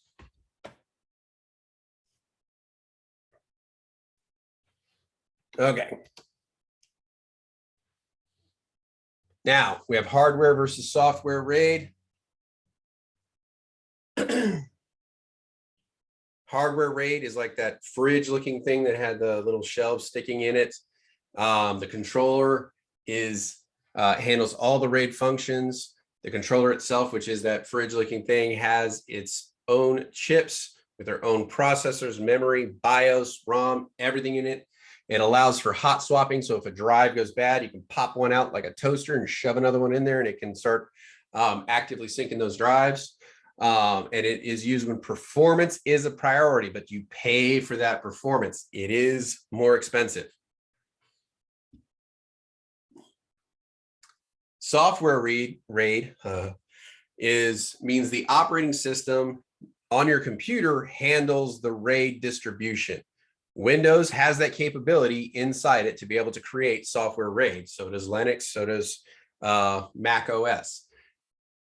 It has the capability to do that and run it.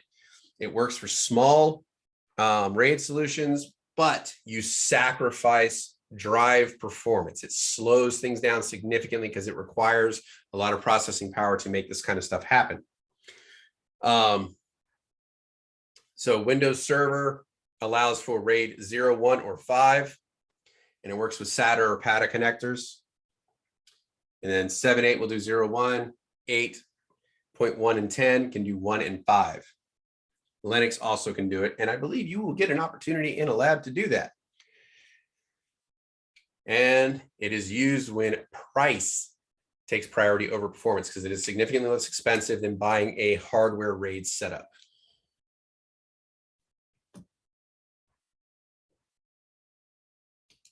All right. Factors to consider when purchasing a hard drive. Obviously, one of the top ones being the capacity of the drive. The more gigabytes or terabytes that you have, the higher the price. Magnetic drives have a larger capacity for the money than solid state. We talked about that a little bit earlier in this performance or in this technical session. The speed of the drives themselves, if you're talking about magnetic drives, the faster the RPMs, the faster the drive. The higher the RPMs, the higher the cost. So to have a higher performing drive, it's going to cost more money. Interface standard, is it going to be SATA, SATA 2, SATA 3, eSATA, FireWire, 800, 400, what have you. Each of these have their own performance settings, and you will need to figure out which one works best for you. Be careful when buying some things like FireWire, 800, 400. You got to make sure your computer actually has ports for these things. So verify whatever you're setting up actually has the ports that you need to be able to run it. Cache or buffer size for magnetic hard drives. Buffer memory improves the performance, and that can range from like around 2 megabytes to 128. So when the drive is getting overwhelmed, like the data is coming in faster than the head can write, it allows to kind of hold on to that data and create a buffer in between the incoming data and the data being written, so things don't slow down or get lost. So long as the buffer doesn't get overwhelmed, it continues to work well. So steps to install a drive: shut down the computer, unplug it, press the power button for 5 seconds. Remove the case cover. And then next, you want to decide which bay you want to plug that hard drive in.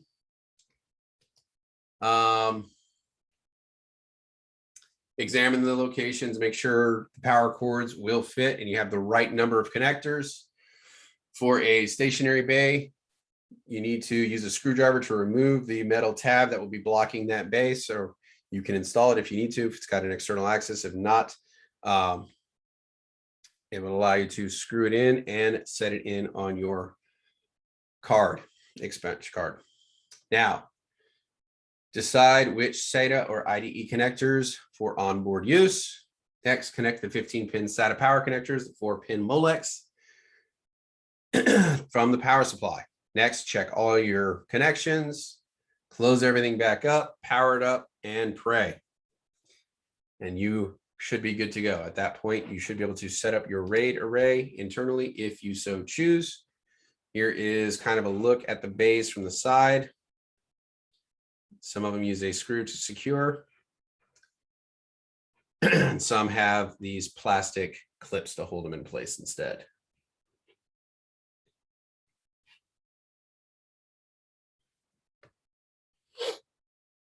So Julian, a buffer, like think about if you're loading a video. You want that video to play all the way through, right? Without pausing and stopping to load. You know, you like if you're going to watch a trailer for a movie, you're really excited to come out. You want to see that trailer all the way through. You don't want to watch like 30 seconds, stop, see the little circle of death go for a little bit, play a little bit, stop, circle of death for a little bit. You want it to play all the way through.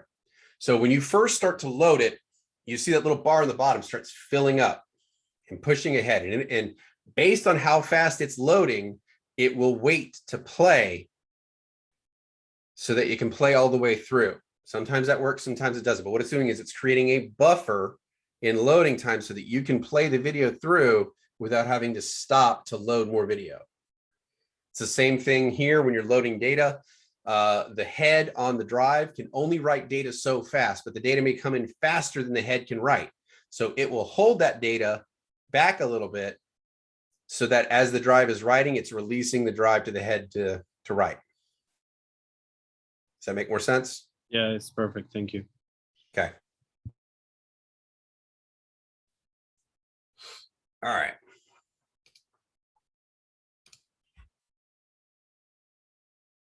Troubleshooting hard drives.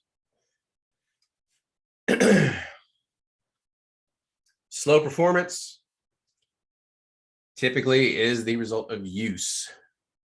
So being overused, magnetic hard drive, as things are deleted and rewritten and deleted and rewritten, as we get into file systems, this will make more sense to you. You can't put all the data together in spaces. So over time, as things are deleted and written and deleted and written, the data you're writing becomes fragmented. So you can write a little piece over here, a little piece over here, a little piece over here, and it's not all together.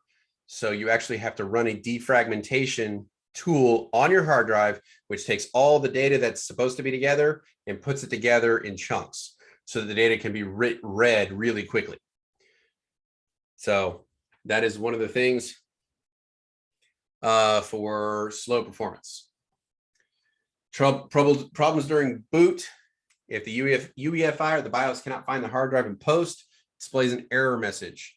Remove and reattach the drive cables just to make sure everything is seated properly. Inspect the drive for damage, such including the pins where the connectors are. If it's a magnetic drive, listen to see if you hear it spinning up because it makes a very distinctive like whirring sound as it's spinning up. It's not like the fans, it's a little different. So you listen for that. Check the cable for frayed edges or damage. And also look in the UEFI or BIOS to make sure that it has been, there's no errors in the setup configuration as well. And then if all else fails, try booting from another bootable media and see if it's another issue like with the CPU or motherboard rather than from the hard drive itself or the connectors. Questions? I'm sure there are plenty. Yes, Clean. Sorry, nature called. What slide did I miss before drive bays? Before drive bays? Yeah. Steps to install a hard drive. I need that. Okay. So again, we have the student paste in Slack if you need. Did you need to get a screenshot of that? No, I got it now. All right. Gotcha. All right, so now we should be able to describe the purposes, types, and characteristics of storage devices. We now know more about them than we thought we ever wanted to. We compare and contrast various connection interfaces for drives, their characteristics and purpose. Explain the purposes and types of RAID. We had 0, 1, 5, 0 plus 1, and 1 plus 0. If you ever want to know about RAID 6, we can talk about that too.